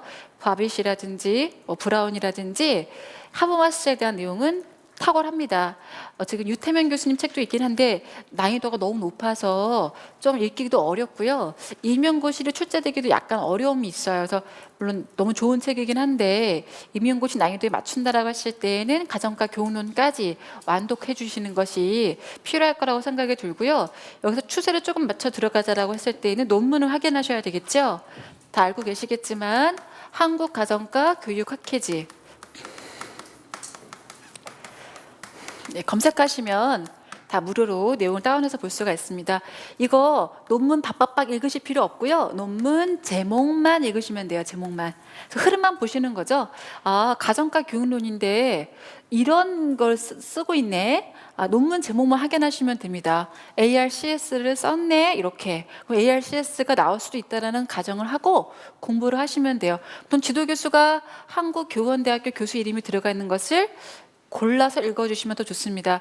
일단은 교원대 교수님들이 직접적으로 출제위원으로 들어가는 일들은 드물어요. 그래도 영향력이 있다라는 거죠. 그래서 기본적으로 최전영 교수님 이름이 들어가 있는 논문들은 읽어주시는 게 도움이 되시고요. 윤인경 교수님 같은 경우도 교육 파트에 계시는 분들이죠. 두 분의 어떤 내용들은 가정과 교육론의 범주를 잡을 때 필요한 논문들로 제목들을 좀 확인하실 필요가 있겠습니다. 그리고 뭐 주파트 같은 경우 조재순 교수님이라든지 그다음에 이제 아동화 같은 경우 옛날에는 조병헌 교수님 이런 내용도 있었겠고요. 그다음에 그 김영남 교수님 식생활 같은 경우에 교수님들이 더러 계십니다. 나머지는 사실 유의미하진 않아요. 가정과 교육학회지에서는 가정과 교육론의 범주를 잡는 부분에 크게 의미를 가지고 보시면 도움이 되실 거라고 생각이 듭니다. 이렇게 해서 가정과 교육론까지 보시고 1, 2월 달에는 초생들의 경우라면은 가정과 교육의 이론과 실제 한 권 정도 읽어주시면 마음이 든든하실 거라고 생각이 들어요. 그러다가 이제 3월 달 이후부터는 그 책이 끝나면 가정과 교육론을 대시를 한번 해보시면은 도움이 되시겠죠. 이렇게 해서 전공서를 좀 활용하시면 좋겠고요. 일단 교과서를 보는 내용들인데 아까도 말씀드렸듯이 좀 이론이 정리가 되신 다음에 교과서를 보시는 게 속도가 빠를 수 있고요. 신조어 많이 이제 정리하시는데 교과서도 종류가 너무 많죠. 또 요즘에 한 출판사랑 저자가 또 두 그룹으로 나눠져서 교과서 양이 굉장히 많습니다. 그래서 어떤 출판사를 봐야 되는지도 질문들을 막 하세요. 옛날에 욕심내가지고 모든 교과서 다 하셨던 분들도 많이 계셨지만 지금 그러기가 사실 버겁죠. 그리고 교과서에서 직접적으로 기출됐다고 볼 수 있는 문제들도 거의 없어요. 근데 2000년대 중반에는요, 참 재밌었던 게 교과서만 갖고 합격을 할 수 있었던 때가 있었어요. 그래서 그때는 저희가 교과서 분석반을 따로 해서 이렇게 모아가지고 편집해드렸던 적이 있었거든요. 한 2, 3년 동안은 그걸로 합격하셨던 분들 꽤 계셨었습니다. 놀라운 사실이죠. 왜냐하면 그때는 교과서를 잡지처럼 막 이렇게 꾸며놨던 시대다 보니까 기존 가능하기도 했었고 교사분들이 뭐 출제위원으로 많이 들어갔다라는 설도 있고 그래요. 지금은 직접적인 설이 그 연결이 되는 게 아니라고 생각하시고 참고 어떤 출신 이슈 이렇게 신조어로 확인하는 부분 그리고 가장 중요한 것은 교과서를 봐야 되는 더 중요한 이유가 있어요. 더 중요한 이유는 공부 교육 과정을 확인하기 위해서예요. 내용 체계. 어차피 저희가 이제 가정 선생님으로 학교로 들어가시게 되면은 교과서를 놓고 학생들과 함께 수업을 이제 하셔야 되잖아요. 그때 어떤 단원을 어떤 내용 체계를 가지고 가르칠 것이냐 그것을 교육 과정을 통해서 미리 총론과 강론을 통해서 확인을 하시고 직접적으로 교과서를 통해서 재확인을 하시는 작업을 하신다라는 겁니다. 깨놓으신 다음에 나중에 2차에서 실현 들어갈 때 기왕이면은 그냥 주어진 그 본문의 내용을 학생들한테 가르치는 수업을 하는 것이 아니라 내가 어떤 메시지를 이 학생들에게 줄 것이냐 이 수업을 통해서 어떤 목표를 달성할 것이며 어떤 학생들에게 메시지를 주고 어떤 인식의 변화를 줄 것이냐를 더욱더 도모하시면 생명력이 있는 수업이 만들어지는 거죠. 단순히 내용을 전달하는 교사가 될 거냐 어떤 가치관을 심어줄 수 있는 교사가 될 것이냐 상당히 변화가 많이 있는 거라고 보시면 되겠습니다. 그래서 공부하실 때도 기왕이면은 나는 이미 교사야 이런 마음으로 공부하시면 굉장히 효과가 좋으세요. 품행도 단정히 하시고요. 학원 오실 때 막 추리닝 바람이 막 이렇게 머리 흥끄러뜨리고 오셔도 괜찮아요. 괜찮긴 한데 기왕이면은 또 그래도 난 선생님 됐어라는 마음으로 막 이렇게 그날만큼은 예쁘게 하고 오셔서 수업 듣고 또 무슨 일이 있을지 모르잖아요. 또 좋은 일이 있을 수도 있으니까 이렇게 공부하시면 기분도 좋을 것 같다는 생각이 좀 들었습니다. 그래서 앞으로 1년 금방 가요. 정말 금방 가거든요. 그러니까 이제 새롭게 마음 먹고 잘 해보자, 이런 마음을 한번 해보시면 될 것 같습니다. 이번에는요, 기출문제를 한번 해설해 드리도록 할게요. 올해 문제 어떻게 나왔는지 보도록 하겠습니다. 올해 2014, 2015 2년도에 걸쳐서 한번 해볼까 싶었는데 너무 무리하다라는 얘기가 있어서 설명회니까 작년도 거만 하고요. 2014년도 거는 종합기출문제 해설이라든지 이런 거 참고하셔가지고 보시면 되겠습니다. 일단 서술형이다 보니까 답이 없어요. 답이 없는 상태에서 제가 이게 어느 정도 모범 답안일 거라고 생각을 하고 답안을 던져드리는 입장이 사실은 쉬운 입장은 아닙니다. 그래서 어느 정도 참고하시라라는 입장에서 전달해드리도록 하겠습니다. 먼저 기입형이죠. 단 10문항밖에 안 된다라는 거 상당히 적은 문항인데요.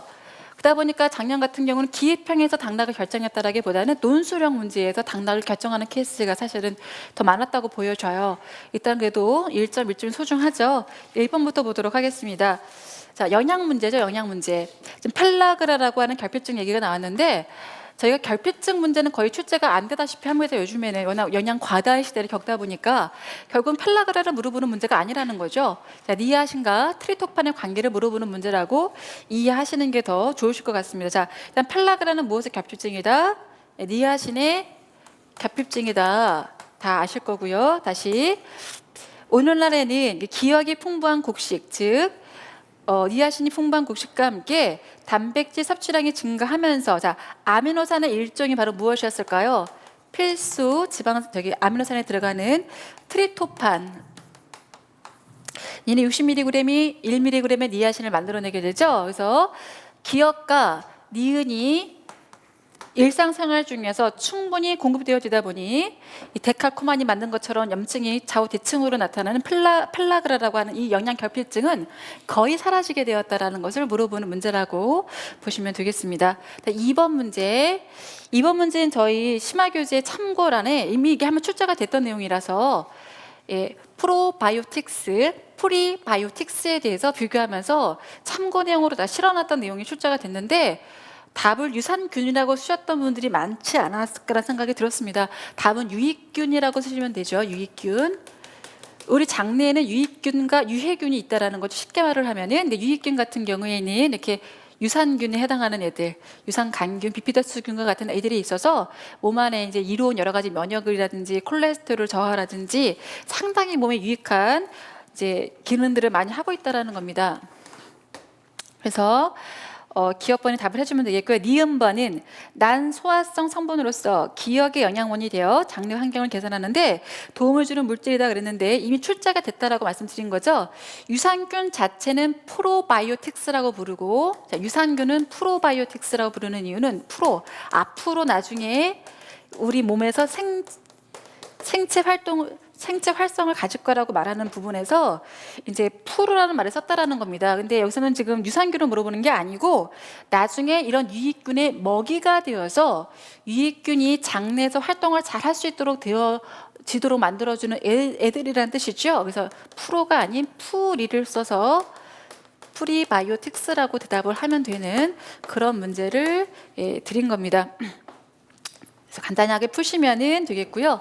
3번 의상할 가공 문제 참 오래간만에 나온 거예요. 가공을 직접적으로 물어봤는데 저희가 이거 두 가지를 많이 비교해서 진행하는 내용인데, 옷감의 그 이름을 저희가 명명할 때 면섬유의 경우에 요철을 갖는 경우가 있다라는 거죠. 이렇게 요철을 울퉁불퉁 갖는 경우가 있는데 표면상의 모습은 똑같지만 만들어지는 방법은 물리적인 방법과 화학적인 방법으로 나누어서 살펴볼 수가 있습니다. 시어서커 같은 경우는 왜 물리적인 방법이라고 하냐면 재직 시 장력을 다르게 하는 거죠.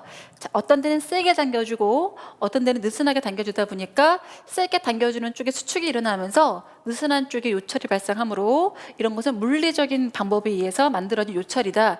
이런 섬유의 이름을 우리는 시어서커라고 부르고, 여름철에 면선이 보시면 올록볼록해서 시원하게 몸에 붙지 않은 모습을 보여줄 수 있는 것들이 이런 옷감이라는 거지요. 그리고 리풀 같은 것은 뭐냐? 리풀이라고도 하고 옷감 이름을 플리스라고 부르기도 합니다. 가공의 이름은 리풀 가공이죠.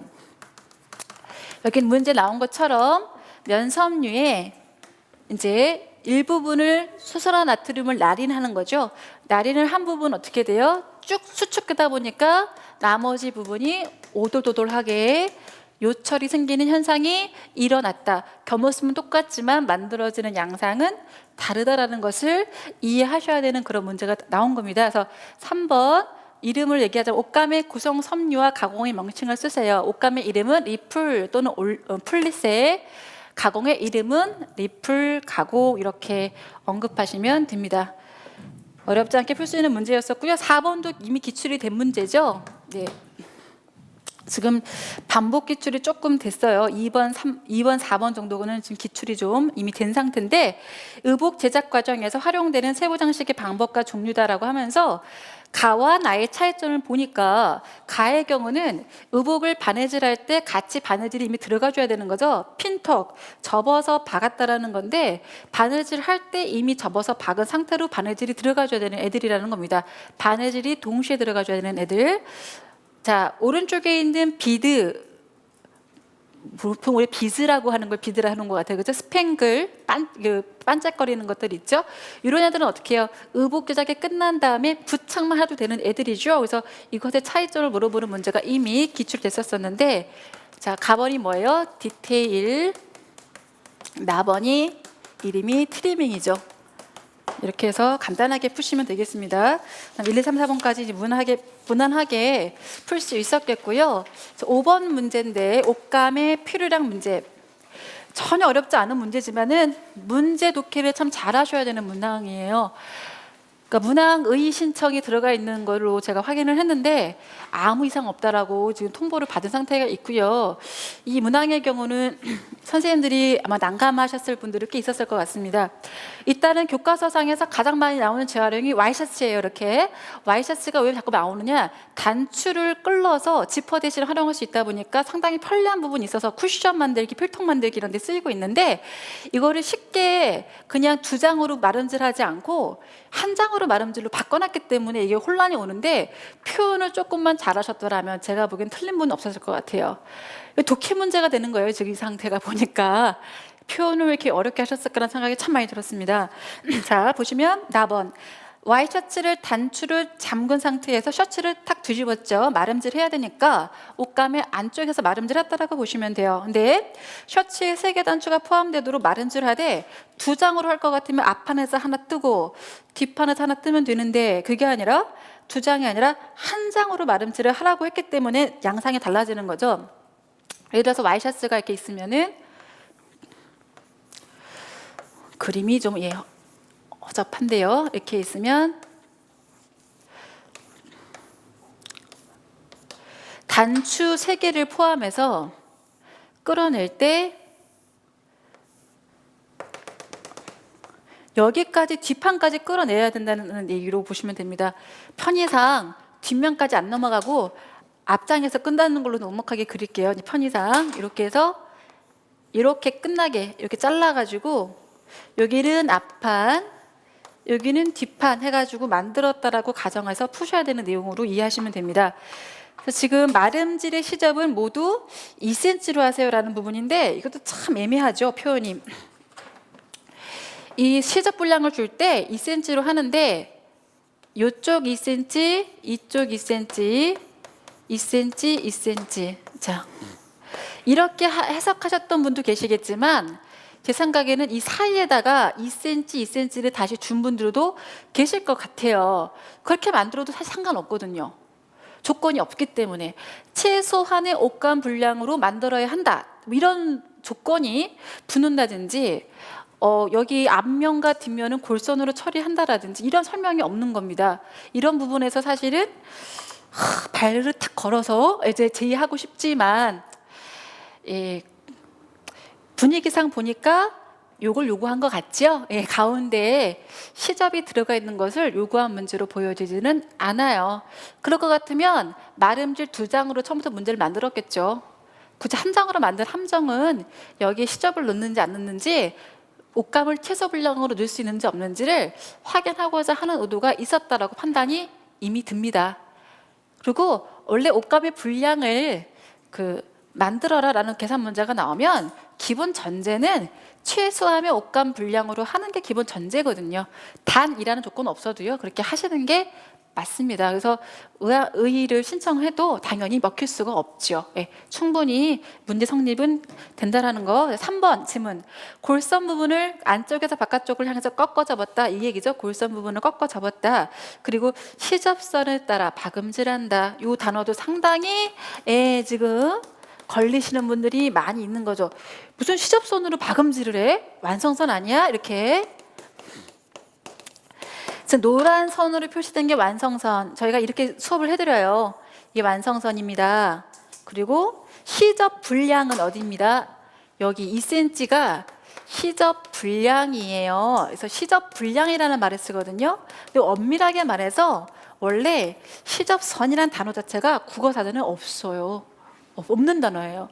이게 굉장히 혼란스러운 거죠.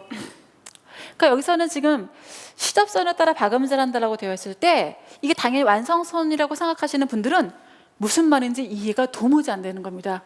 이해할 수도 없죠. 어쩔 수 없어요. 현장에서 이런 식으로 문제 나오면 그냥 때려 맞추셔야 돼요. 이렇게 나겠지 뭐 이렇게 하고 푸실 수밖에 없는 게 가정과 현실이에요. 이게 조금 교재마다 원래 다 달랐고요. 교과서마다 다 서서 달랐던 내용 중에 하나입니다. 제가 미리 이런 얘기를 못 해드린 게 참 미안하다 생각이 들었었는데, 시접선은 원래 자체가 없는 말이고요. 시접 분량 이렇게 얘기를 해야 되고, 시접선이라고 말을 했을 때는 저희는 그저 요거를 시접선이라고 말하는 하는 교재들이 많이 있는데, 여기서 이렇게 시접선을 완성선으로 간주하고 박음질 했다라고 표현을 해도 의의제기 절대 할 수 없어요. 이미 그렇게 쓰는 사람들이 너무 많다라는 거죠. 용어가 통일되지 않은 상태로 그냥 온 게 너무 많이 있다라는 겁니다. 그래서 결과적으로는 3번도 이해하시고, 그다음에 요 가장자리를 휴갑치기를 손으로 다 해서 올풀림 방지 처리를 했다라는 거고요. 나중에 단추를 풀어서 뒤집어서 곁면으로 완성을 했다, 이런 맥락의 문제죠. 그러면은 이제 사이즈만 계산하시면 되겠습니다. 여기가 8cm였었죠. 2배니까 2개 그려주시면 되겠고, 세로로는 20cm네요. 제가 지금 직각으로 세워놨습니다. 눕혀있던 걸 세워서 그렸죠. 자, 그러면은 여기 2cm, 2cm 다 더해주시면 세로는 24, 가로는 여기 팔이 2개 있고 양쪽에 2가 있으니까 20cm가 되겠죠. 가로 20, 세로 24의 옷감 분량이 필요합니다. 이렇게 대답을 해주시면 되겠습니다. 네, 6번. 6번은 공동주거 관리에서 저희 교재에 그대로 올려놔드렸던 그림입니다. 그래서 제가 작년은 아니었던 것 같고 재작년인가 문제에다 살짝 만들어 드리면서 이렇게 네모치면 참 그렇겠다 이러면서 문제를 만들어줬던 기억이 있는데, A번에 들어갈 말은 뭐냐면은 커뮤니티, 생활 공동체, 그 공동주거 단지에 있는 사람들이 커뮤니티를 만들어서 어떻게 프로그램을 운영하느냐, 이런 부분에 이제 해당하는 내용입니다. 소프트웨어적으로 공동체의 규범을 유지하고 생활 서비스를 제공하고 커뮤니티를 이제 형성하는 내용. 그래서 A번의 운영은 그랬죠. A번의 운영. 커뮤니티 프로그램의 운영은 공동주거 내에서 거주자 간의 소식지 발간하고 홈페이지도 만들고 독서실도 운영하는 등 여러 가지 활동들을 하는 내용들에 대해서 언급을 했고요. 근데 이것을 할 수 있는 주체는 다양해요. 원래 입주자 대표회의, 분여회, 각종 자체적으로 발생한 그런 단체들이 이것을 운영할 수 있는데 조건이 붙었죠. 공동주택 단지에 법적으로 설치해야 하는 주민의 의사결정기구라는 단서가 붙은 겁니다. 원래는 다양한 주체들이 할 수 있지만 요 법적으로 설치해야 되는 주민의 의사결정기구라는 말 때문에 입주자 대표 회의만이 답이 될 수 있죠. 분여회, 관리사무소는 답이 될 수 없다라는 겁니다. 그래서 지금 기업번에 들어갈 말은 입주자 대표 회의가 되겠고요. B번에 들어갈 말은 뭐냐면은 하드웨어적인 이제 건물 관리로 들어갔을 때 점검 보수, 개조 개선, 남은 건 뭐냐 이거죠. 남은 게 바로 이제 수선인데 조금 더 보충 설명을 해놨습니다. 수선은 건물의 노후화로 건물의 기능이 상실된 경우 외벽 도장이나 급수관 교체와 같이 장기적인 계획에 따라 원래의 기능을 회복시키는 것을 의미한다. B가 뭔지 몰랐던 분들이 설명을 읽으면 아, 수선이네 라고 금방 알아차릴 수 있게끔 나왔어요. 왜냐하면 이미 출제가 된 게 나왔었죠. 공동주택 단지에서는 B를 위해서 관리비와 구분하여 무엇을 징수하여 적립하였냐 하면은 장기 수선 충당금이라고 하는 것을 내야 된다라는 게 이미 기출돼 버렸습니다. 객관식 시절에. 그러니까 이미 이것은 기출 문제를 확인하셨던 분들의 경우는 충분히 쓸 수 있었다라는 거고요. 이것도 커뮤니티 프로그램을 모르셨던 분들일지라도 공동주거관리에서 법적으로 설치해야 되는 주민의 의사결정 기구라는 힌트를 줬기 때문에 입주자 대표 회의라는 답은 그냥 나와야 돼요. 공부 안 해도 풀 수 있게끔 문제를 만들어 줬다라는 겁니다. 7번. 7번 문제도 표현적인 부분에 뭘 원해서 물어본 것일까라는 게 조금 이제 제가 보기에는 언어적으로 조금 좀 더 표현이 정확했으면 좋겠다는 생각이 드는데 일단 제가 파악된 대로 한번 의도를 파악해서 문제 풀어보도록 하겠습니다. 지금 여중생인 소정이가 여동생과 함께 한 방을 쓰고 있는 것 같아요. 근데 개인 공간을 갖고 싶어서 여동생과 함께 사용하던 방 중앙에 가변형 벽체를 설치하고 벽에는 이름표를 달았습니다. 이걸 보면서 밑줄 친 기억의 주거 심리와 행동을 일컫는 용어를 각각 써야 되는지 그냥 써야 되는지 굉장히 헷갈리는 부분이 있는데 저는 일단 각각 쓰는 분들을 이해를 하고 해석을 저는 하려고 그러는데요. 일단 기업번 주거 환경 심리가 들어갈 수 있고 주거 조절 행동 두 가지 맥락에서 들어가서 볼 수 있을 것 같습니다. 일단은요, 기업번에서 개인 공간을 갖고 싶어서라는 단서 때문에 주거 환경 심리 중에 개인 공간, 영역성, 과밀, 프라이버시 같은 내용들이 등장했을 때 이거 개인 공간이네라고 생각하셨을 가능성이 있을 것 같은데요. 개인 공간의 정확한 개념이 뭐죠? 자기의 어떤 침해당하지 않는 보이지 않는 공간이 개인 공간이거든요.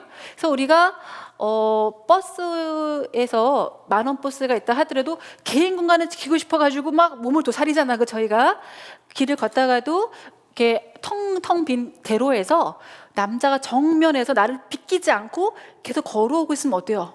불안해지는 거죠. 개인 공간이 침해가 있을 수 있고 어떤 일이 발생할지 몰라. 길이 넓은데 이거 코앞까지 이렇게 왔는데 안 비켜줘요. 이상한 거죠. 소리를 질러야 되는 거예요. 그죠? 이런 개인 공간, 보인다 보이지 않는다? 보이지 않는 동적인 공간이에요. 여기는 뭐냐? 내 방을 지금 쓰고 있는데 동상하고 한 공간을 쓰고 있지만 내 고유 영역을 정적인 공간의 영역이라는 선을 긋고 싶은 거예요. 그래서 뭐라고 하셔야 되냐면 영역성이라 하셔야 되겠죠. 영역성이라는 부분으로 침범당하지 않도록 하기 위해서 방 중안에 가변형 벽체, 물론 이 가변형 벽체는 내가 움직일 수 있는 벽체로 생각하시면 되겠죠. 그리고 자, 아주 힌트를 많이 줬어요. 벽에는 이름표를 달았다는 거죠. 내 영역이야 라는 표시를 확실하게 하겠다라는 의도를 뒤에서 보여줍니다. 그러면 이거를 만약에 다시 주거 행동으로 들어간다라고 했을 때에는 주거 조절 행동을 물어본 게 아닐까라는 생각이 드는데 주거 조절 행동은 가장 1차적으로 할 수 있는 게 뭐다? 이동이죠. 이사 이동입니다. 만약에 이사나 이동에 들어가려면 소정이는 이사를 가도록 엄마를 조르든지 방 하나를 내달라고 조르든지 해야 되는데 그럴 수 있는 상황이 아닌 제약이 있었어요. 그래서 뭘 했습니까? 어쩔 수 없이 개조를 했다라는 개념으로 들어가실 수밖에 없다라는 거죠. 주거 조절 행동으로 들어갔을 때는 개조로 보셔야 될 것 같습니다. 가족 규범이 변화했다라고 보기도 어렵죠. 그래서 이거는 제가 보기엔 개조 정도로 설명을 해주셔야 되지 않을까 생각이 드는 부분이 있었고요. 그다음에 그렇게 했지만 공간이 너무 좁아서 따로 니은번 표준 치수별로 규격화된 것을 연결해요. 공간의 크기와 형태에 맞게 배치할 수 있는 가구를 놓기로 했습니다. 요거를 저희가 일명 시스템 가구라고 하죠. 학생들 보면 책장에다가 이렇게 책상 연결해 가지고는 공간을 줄인 거 보신 적 있을 거예요. 책장 놓고 책상 놓고 이 밑에도 뭐 서랍도 놓으면서 의자만 딱 들어가게 놓으면은 굉장히 좁은 공간에 많은 가구들을 끼워서 넣을 수 있죠. 묘듈러 가구, 유닛 가구 이렇게도 연결되기도 하겠는데 시스템 가구 정도 서술해서 써주시면 되겠습니다. 7번 문제는 독해적인 부분에서 어쨌든 제가 해석을 좀 나름대로 했고요. 8번 문제 전혀 어렵지 않은 문제죠. 8번 문제에서 가부는 무엇을 얘기했을까요? 가보니까 마당의 중앙에 있고 마당을 중심으로 각실들이 배치가 되어 있는 것을 보니까 중정형이구나 라고 알 수 있을 겁니다. 저희가 이렇게 가옥이 마당을 중심으로 각실이 배치되어 있는 양상 현관으로 대문을 통해서 들어오죠. 나번 여기는 중앙에 마당이 있는 게 아니라 거실이 있죠. 거실을 통해서 각실로 출입할 수 있도록 되어 있는 양상 현관이 있을 겁니다. 요거는 거실, 홀이죠. 그래서 홀형이라고 부른다는 거. 근데 문제 참 묘하게 비껴 나갔어요. 가주택은 유형만 쓰면 되죠. 중정형 쓰면 되고요. 나는 이름을 쓰는 게 아니라 얘네들의 장점만 쓰면 돼요. 자, 문제 잘 만든 거죠. 왜냐하면 중정형의 장점을 쓰라 그랬을 때 논란이 여지가 있다라는 겁니다. 중정형 얘기가 두 가지로 나와요. 어떤 책들은 사방이 다 이렇게 각실로 둘러싸고 있기 때문에 채광과 한계가 좋지 않다라고 나옵니다. 근데 어떤 책들은요, 오히려 채광과 한계가 좋다 그래요. 위에서 아래로 내려 꽂으면서 다 된다라고 보는 거예요. 이게 뭐가 맞다라고 보기가 어려운 만큼 주거학 교재들은 다 분산돼 있거든요. 합의가 안 돼 있어요. 이런 것들은 다행히 출제자들이 이렇게 비껴가면서 안 물어봐요. 걱정하지 않으셔도 된다는 거죠. 대신에 공부할 때는 알고는 있어야 돼요. 이 내용에 대해서 이렇게 말하는 사람도 있고 저렇게 말하는 사람이 있다는 걸 알고 계셔야 그래도 조금 더 문제를 쉽게 풀 수 있겠죠. 물론 몰라도 풀 수 있게끔 내주시긴 합니다. 홀령의 장점 당연히 동선이 이제 명쾌해지죠. 거실을 통해서 쉽게 이동이 가능하다는 장점이 있습니다. 대신에 단점이라면 거실을 동선으로 쓰기 때문에 거실의 독립적인 어떤 특성을 유지하기는 어려움이 있을 수 있다. 이렇게 대답해 주시면 되겠죠. 자, 어쨌든 주상화 파트 문제가 자체가 어려운 문제들은 아니었습니다. 네, 9번. 9번 문제는 의사소통 문제인데요. 의사소통은 원래 가족에서도 나올 수 있고 소비에서도 나올 수가 있습니다. 어차피 겹쳐지는 영역인데 대부분 지금 소비 쪽으로 해서 출제가 되지 않았냐라는 생각이 드는 파트고요. 일단 생소한 학자들의 이름이 나오죠. 점점 최고 문제일수록 학자 이름을 언급할 수밖에 없어요. 지금 의사소통 같은 경우도 워낙 다양한 유형들이 있다 보니까 학자들의 이름을 줬는데 갈빈과 브로멜이라는 이름을 줬거든요. 근데 이 사람 이름 몰라도요. 보기의 내용을 충분히 독해해 보시면 뭔지 답이 나옵니다. 그래서 걱정하지 않아도 되는 충분히 상식적인 수준에서 문제를 풀 수가 있는데요. 내용을 보니까 7인으로 구성됐대요. 이 김씨네 가정에는 어머니가 가족들의 의사소통에서 중심 역할을 한대요. 나머지 6사람이 이렇게 둘러싸고 있는 양상이겠네요. 자, 어머니는 모두에 대해서 그들이 무엇을 하고 무슨 생각을 하고 있는지 알고 있다. 가족 중에 문제가 발생할 경우 어머니는 다른 가족들과 의논하면서 문제를 해결한다. 대학 진학이나 취업으로 집을 멀리 떠나 있는 가족들도 자신이 무엇을 하고 있는지 어머니한테 알렸고 어머니는 또 가족들의 소식을 다른 가족들 모두에게 알려줬습니다. 자, 어머니를 중심으로 가족들이 서로 분리되지 않고 관계를 형성하고 있었죠. 이걸 뭐라 그런다? 마치 바퀴와 같은 모양새를 가지고 있다라고 해서 바퀴형, 휠형 이렇게 저희가 부르는 유형이죠. 이거는 보기의 내용을 읽어보시면 충분히 간파가 되시는 내용들이고요. 가정관리학, 의사소통에 관련된 이 181쪽 내용을 확인하시면 갈빈과 브로멜이라는 이름까지도 확인하실 수가 있으십니다. 근데 여기서 단점을 물어봤어요. 단점. 저도 이거를 필기를 막 해드리진 않았고 말로만 수업 시간에 진행해드린 적이 있는데, 자, 엄마가 중심에 있다 보니까 엄마가 효율적으로 전체적인 의사소통을 관리할 수 있어요. 하지만 이 사람이 제대로 역할을 못한다면은 비효율적으로 관리될 수 있는 가능성이 있죠. 게다가 이 각각의 사람들이 어떻게 할까요? 의사결정의 중심에 서 있는 사람을 놓고 서로 경쟁할 수 있습니다. 다시 말해서 이 사람은 독점할 수 있는 유형성을 갖고 있는 유형이 박유형이다. 자, 모든 의사소통 유형들이 장점과 단점을 가지고 있죠. 그래서 단점을 물어보는 그런 문제를 출제를 한 것 같아요. 약간 사이드로 낸다고 이제 요거는 모르겠지 해서 낸 게 아닌가 생각이 듭니다. 10번 문제. 10번도 좀 카두신이라고 하는 이름을 내놨지만은 카두신을 몰라도 사실은 풀 수 있습니다. 저희가 가족복지 파트를 설명할 때 어떤 내용을 하냐면은 가족복지는 세 가지 기능을 한다라고 설명을 해요. 첫 번째는 가족이 원래 수행해야 되는 기능을 지원하는 기능을 합니다. 기능에서 봤을 때. 두 번째는 가족이 수행해야 되는 기능에 대해서 부족할 때 보충해주는 또 기능을 합니다. 마지막으로는 아예 가족이 자신의 기능을 제대로 수행하지 못할 때는 아예 대리해버리는 그런 기능을 하거든요. 거기에 해당하는 내용이에요. 그러니까 다시 말해서 이 기능적인 부분에 대해서 이제 기본적으로 세 가지만 알고 있으면 뭐 이게 딱 카두신하고 연결되기 때문에 그냥 당연히 카두신이겠나라고 풀 수 있습니다. 그러니까 카두신이라는 이름을 몰라도 독해를 충분히 해보시면 이걸 물어보는 문제라는 답이 나오는데요. 자, 신문 기사를 읽어보시면은 부모의 학대, 질병, 심각한 경제적 어려움으로 인해서 친부모가 자녀를 양육하기 어려운 경우 일정 기간 다른 가정에서 대신 양육하는 제도가 있다라고 했습니다. 이게 그냥 아예 애를 맡겨서 입양시키는 게 아니라 일정 기간 동안만 다른 가정에서 대신 양육을 한대요. 그래서 이 제도는 가족의 아동에 대한 1차적 보호 체계인 가정의 회복을 목표로 한다. 따라서 부모가 자녀에 대한 친권을 상실하지 않고 자녀를 키울 수 있는 여건이 마련되면 다시 자녀를 데려와 키울 수 있다라고 했는데 이 제도 자체는요, 자녀 위탁 제도입니다. 위탁할 때 노부모를 위탁하는 경우도 있어요. 정확하게 표현을 한다면, 그래서 자녀라는 말을 넣어주시면 더 정확할 거란 표현이 될 것 같습니다. 일단은 뭐 위탁 제도만 써도 맞게 해줄 수도 있었지 않았을까 생각은 드는데 자녀를 대상으로 했으니까 자녀 위탁 제도라고 얘기하시면 되겠고요.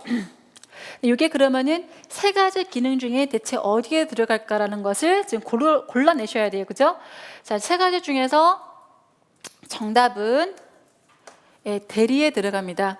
지원은 뭐가 지원이냐면 소득지원 서비스, 의료보장 서비스, 주택보장 서비스 많이 들어보셨죠? 이게 다 가족 지원 서비스예요. 가족 보충 서비스는 뭐냐 다 들어보셨겠지만 노부모를 모시고 있는 집안에 재가복지 서비스 같은 거 보내드리는 경우 있죠. 재가복지 서비스 같은 것들이 가족 기능에 대한 보충 서비스입니다.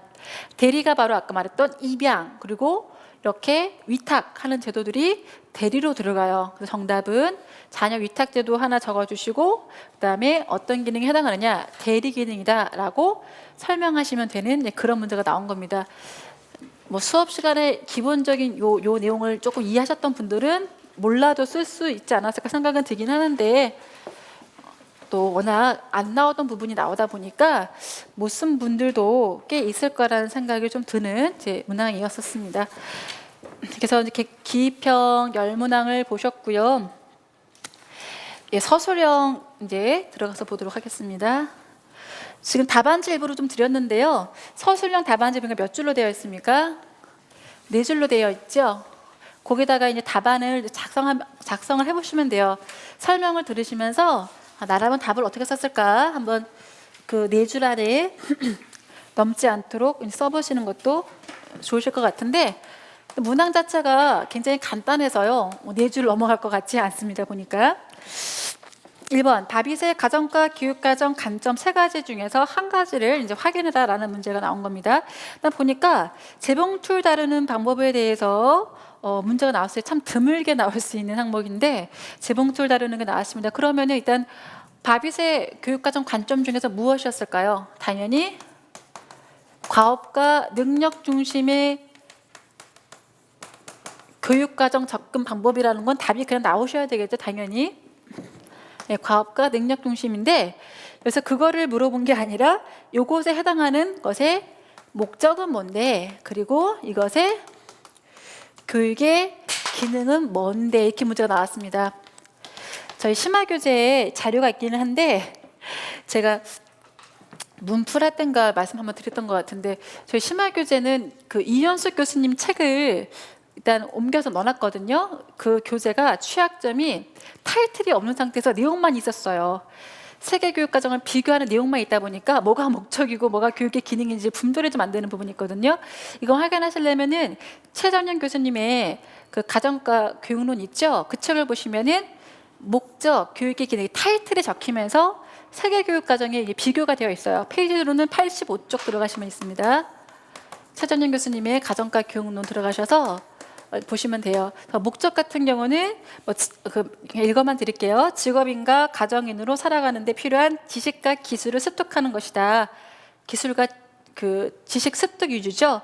그다음에 교육의 기능으로는 목표 달성을 위하여 효율적인 수단을 발견하는 것이다. 이렇게 해서 본문의 내용이 그대로 나와 있습니다. 그리고 이 수업 계획서에 적용된 교수학습 방법을 쓰세요 그랬는데 보니까 재봉틀 사용 경험을 확인하고 교사가 먼저 시범을 보였지요. 그다음에 학생이 시범에 따라서 3단계에서 학생 활동이 들어갔고요. 마지막으로 소감 발표까지 있었습니다. 당연히 뭘까요? 실습법인 것은 전혀 어렵지 않게 풀릴 수 있으셨을 것 같아요. 요 타이틀에 맞춰서 서술하는 게 관건이 되었던 문제가 되겠습니다. 2번 문제. 2번은 지금 교육과정을 확인하셔야 되는데 2000년대 서술형 시대에 교육과정을 정말 달달달달 외워야 됐던 때가 있었거든요. 어떤 식으로 문제를 내느냐. 가정과학의 총괄 목표와 세부 목표를 쓰세요. 세부 목표 무려 3가지나 되는데 다 그냥 줄줄이 문장으로 써야 되는 시절이 있었습니다. 그래서 그때는 정말 제 생각으로는 가장 공부를 열심히 하셨던 세대가 2000년대에 임용고시 수험생 분들이었었어요. 정말 무작정 외웠어야만 되는 시절이 있었거든요. 근데 저희가 이 교육과정 바뀌었는데 그게 무작정 외우는 문제가 나올까? 그런 생각을 했는데요.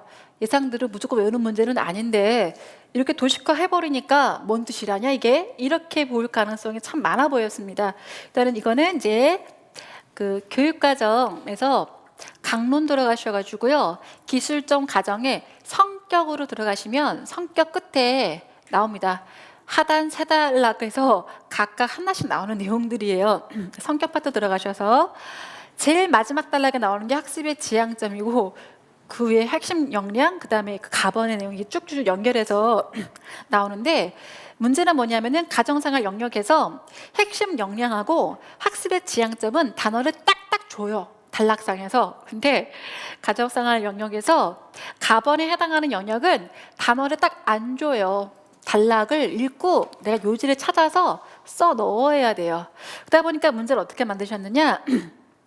읽어보면 자 이렇게 이제 기술, 가정, 교육 과정에 제시된 교과의 성격 중에서 가정생활 영역의 내용을 주제망 형태로 재구성한 것이다. 성격에 나온 내용이다라는 거 아주 힌트가 좋습니다. 좋긴 좋는데, 자 가에 해당하는 내용을 자 설명하고라고 그랬죠. 자 왜 이렇게 했냐? 아까 말씀드렸듯이 학습의 지향점하고 이렇게 핵심 역량은 단어가 딱 있거든요. 단락 초반에. 용어 정리가 되어 있는데 이 가번에 해당하는 단락은 그 주지 어가 없어요. 그러니까 그냥 가에 해당하는 내용을 설명하세요라고 나온 거예요. 그리고 기억에 해당하는 것은 뭔데? 라고 딱 집으라고 나온 겁니다. 문제 이런 식으로 만들어내요. 이해되시죠? 단어가 명확하게 제시가 안 돼 있다 보니까 그러면은 이제 어느 정도 눈치껏 그럼 가번에 들어가는 내용이 뭘까라고 찝어낼 수는 있다라는 거죠. 그런 여지를 준 겁니다. 가정생활 영역에서 무슨 역량을 기를 수 있는지 본질적으로 학습에서 지향하는 게 뭔지 물어봤는데 이것 외에 나와야 될 내용이 당연하게 뭘까요? 가정생활 영역에서 가르쳐야 되는 학습 내용이겠죠. 학습 내용, 교육 내용 등으로 어떤 내용으로 가르칠 건데 라는 내용들이 나올 수 있을 거라고 생각이 듭니다. 이것을 풀어서 연결해서 말만 하면은 타당성이 있게끔 말만 하면 답안으로 인정했을 가능성이 있을 것 같고요. 자, 기억에 해당하는 것이 무엇인지로 물어봤는데 어떤 내용이 나오냐면은 최근 가정생활의 변화가 급격하게 있었다라고 하면서 자, 기억반에 해당하는 내용, 저출산 고령 사회의 도래, 그다음에 오른쪽에 다문화 사회의 도래, 녹색 생활 강조 사회의 도래, 이런 변화가 왔다라고 얘기를 해요. 그러면서 생활의 자리, 양육과 돌봄의 능력, 가정과 가정, 생명과 가정의 소중함, 뭐 다문화 사회, 다문화적 가치 등등등등등에 대한 교육 내용들이 뭐 강조돼야 될 것이다, 이렇게 쭉 내용이 나오거든요. 그러니까 기업번에 들어갈 말은 보시면서 이게 저출산 고령 사회가 빠졌네, 이렇게 들어가시면 되는 겁니다. 요즘에 아주 키워드 중에 하나죠. 최근 가정생활의 변화에서 다문화, 녹색 생활 강조, 그 이전에 더 중요한 게 저출산 고령 사회의 도래니까 요거를 기억반에 서술해 주시면 되는 겁니다. 그래서 요걸 또 기억에 해당하는 것이 무엇인지를 그 하위 내용을 포함해서 설명을 하래요. 그러니까 최근에 저출산 고령 사회가 도래를 했는데 여기에 따라서 가정과 교육 내용에는 생활의 자립, 양육과 돌봄 능력, 생명과 가정의 소중함과 관련되는 학습 내용들이 포함되어야 된다, 이런 식으로 서술해서 정리하시면 된다는 거죠. 그리고 학습의 지향점을 이번에는 니은 디귿과 그 연결된 내용을 포함해서 각각 서술하세요 그랬는데, 이것도 제가 보기엔 좀 까다로운 것 같아요. 학습의 지향점에서 결과적으로 개인과 가족의 이해, 하나는 생애 설계인데 뭘 지향하다 보니까 이게 나뉘어요 이거죠. 먼저 생애 설계를 지향했던 부분은 뭐냐면은, 자, 디귿번부터 하겠습니다. 생애 설계니까 자신의 진로와 생애를 설계한 부분들이 그냥 있는 그대로 나와주면 되겠죠. 자신의 진로 탐색과 설계, 이렇게 그 밑에 있는 단어를 유치해서 충분히 서술이 제가 보기엔 어렵지 않게 가능할 것 같아요. 근데 니은번이 조금 제가 보기에는 내용을 모르는 상태에서 쓰기는 어려웠을 것 같은데, 개인과 가족의 이해, 이게 도대체 어떤 지향점하고 관련이 있냐 하면은 자립적이고 친환경적인 생활 설계, 생활 실천, 이렇게 연결돼서 문장이 구성되기 때문에 요거를 그대로 문장을 어느 정도 재해석해서 내 머릿속에 씹어서 완전히 삼켜 넣었던 분들이 쓸 수 있는 답안이라는 생각이 들었습니다. 제가 보기엔 상당히 당락을 결정할 수 있는 가능성이 높았던 지문이 니은번 정도가 되지 않을까라는 생각이 좀 드는 문장이었었는데요. 나중에 성격 파트에서 하위 세 개 단락 한번 읽어보시면서 한번 다시 정리를 해보시면 좋을 것 같아요. 3번 문제는 학습 목표를 기술하는 문제죠. 학습 목표를 기술하라는 문제들은 반복적으로 많이 나왔는데 특정 학자의 유형으로 쓰라고 하는 문제는 처음 나왔습니다. 특히 메이거 같은 경우는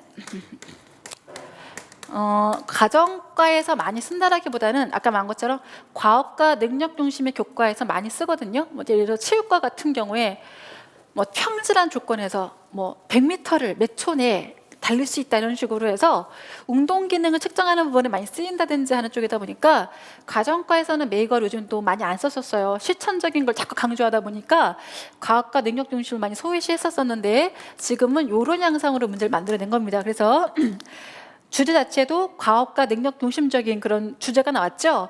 옷차림에 대한 복식 디자인 코디네이션이라고 하는 내용이 출제가 됐습니다. 그러면은 한번 목표를 기술해 보셔야겠는데 자, 내용을 좀 읽어보니까 복식 디자인에 필요한 선생, 무늬, 재질 등을 이해를 하는데 이 요소들 중에서 2가지 이상을 활용해서 지도를 해야 되고, 메이거의 진술 목표, 그 진술 방식에 따라서 3가지 조건이 다 포함되도록 진술을 해야 되고, 형성평가를 할 때에는 자, 조건으로 다양한 체형의 그림카드를 줘야 됩니다. 그래서 평가 목표는 학생들이 제대로 선생 무늬 재질을 이해했는지를 확인했대요. 그럼 일단 집어낼 수 있는 거 조건이죠.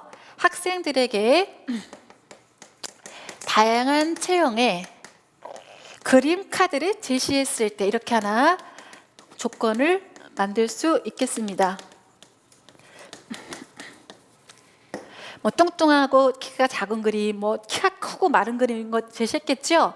도달 기준은 보통 시간으로도 많이 하고요. 도달해야 되는 어떤 문항수, 몇 문항을 맞춰야 된다라든지 어떤 적합성이라든지 이런 걸 줍니다. 조건의 수라든지. 근데 지금 보니까는 딱 제시가 된 게 자, 아까 코디네이션에 도움이 될 수 있는 요소들 중에서 2가지 이상을 활용해라라고 하는 도달 기준이 첫 번째 문장에 나와 있다라는 거죠. 그래서 어떻게 하셔야 돼요? 학생들이 이런 그림 카드를 제시했을 때 선색 무늬 재질 중에서 2가지 이상을 활용하여, 자, 네, 행동으로 뽑을 수 있는 게 뭘까요? 이상적인 체형으로 보일 수 있도록 코디네이션 할 수 있다.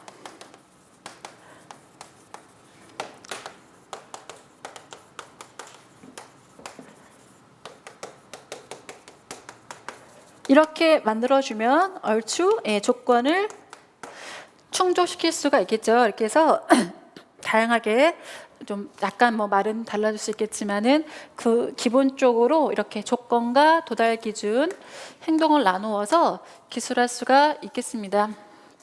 어려운 문제는 아닌데 당황하지 않고 푸시면 될 것 같아요. 4번 문제도 어렵지 않은 문제였었죠.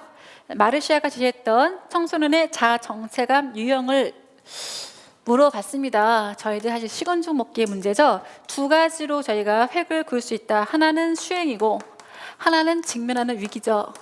위기와 수행의 관계에서 위기가 있을 수도 있고 없을 수도 있고 수행이 있을 수도 있고 없을 수도 있는데, 자, 위기가 있으면서 수행을 제대로 하게 되면 우리가 원하는 정체감을 어떻게 한 거예요? 확립한 거죠. 예. 아직 위기가 없는데 이 학생이 나름대로 수행을 하고 있는 게 뭐예요? 유실, 미숙이죠. 사실은 아직 위기가 오지 않았지만 아버지가 약사를 하고 있으니까 나도 약국할래요. 이렇게 들어가는 게 이런 유실의 양상이라고 이제 알고 계실 겁니다. 그다음에 위기는 있는데 수행을 안 해요. 취업을 해야 되는데 취업할 생각이 없어요. 이런 거 뭐라 그래? 저희가 나는 아직 유예 단계야라고 얘기를 한다는 거죠. 이번에는 위기도 아직 오지 않았고 거기에 따른 수행도 있지 않아요. 그냥 이거는 혼미라고 해서 저희가 대답할 수 있습니다. 기억번의 확립, 니은번의 혼미, 어렵지 않게 이거 같은 경우는 100%다 맞으셔야 되는 제 문제로 부를 수가 있겠죠. 조금만 쉬었다 갈게요. 쉬었다가 10분만 쉬었다가 45분부터 B번 풀어보도록 하겠습니다.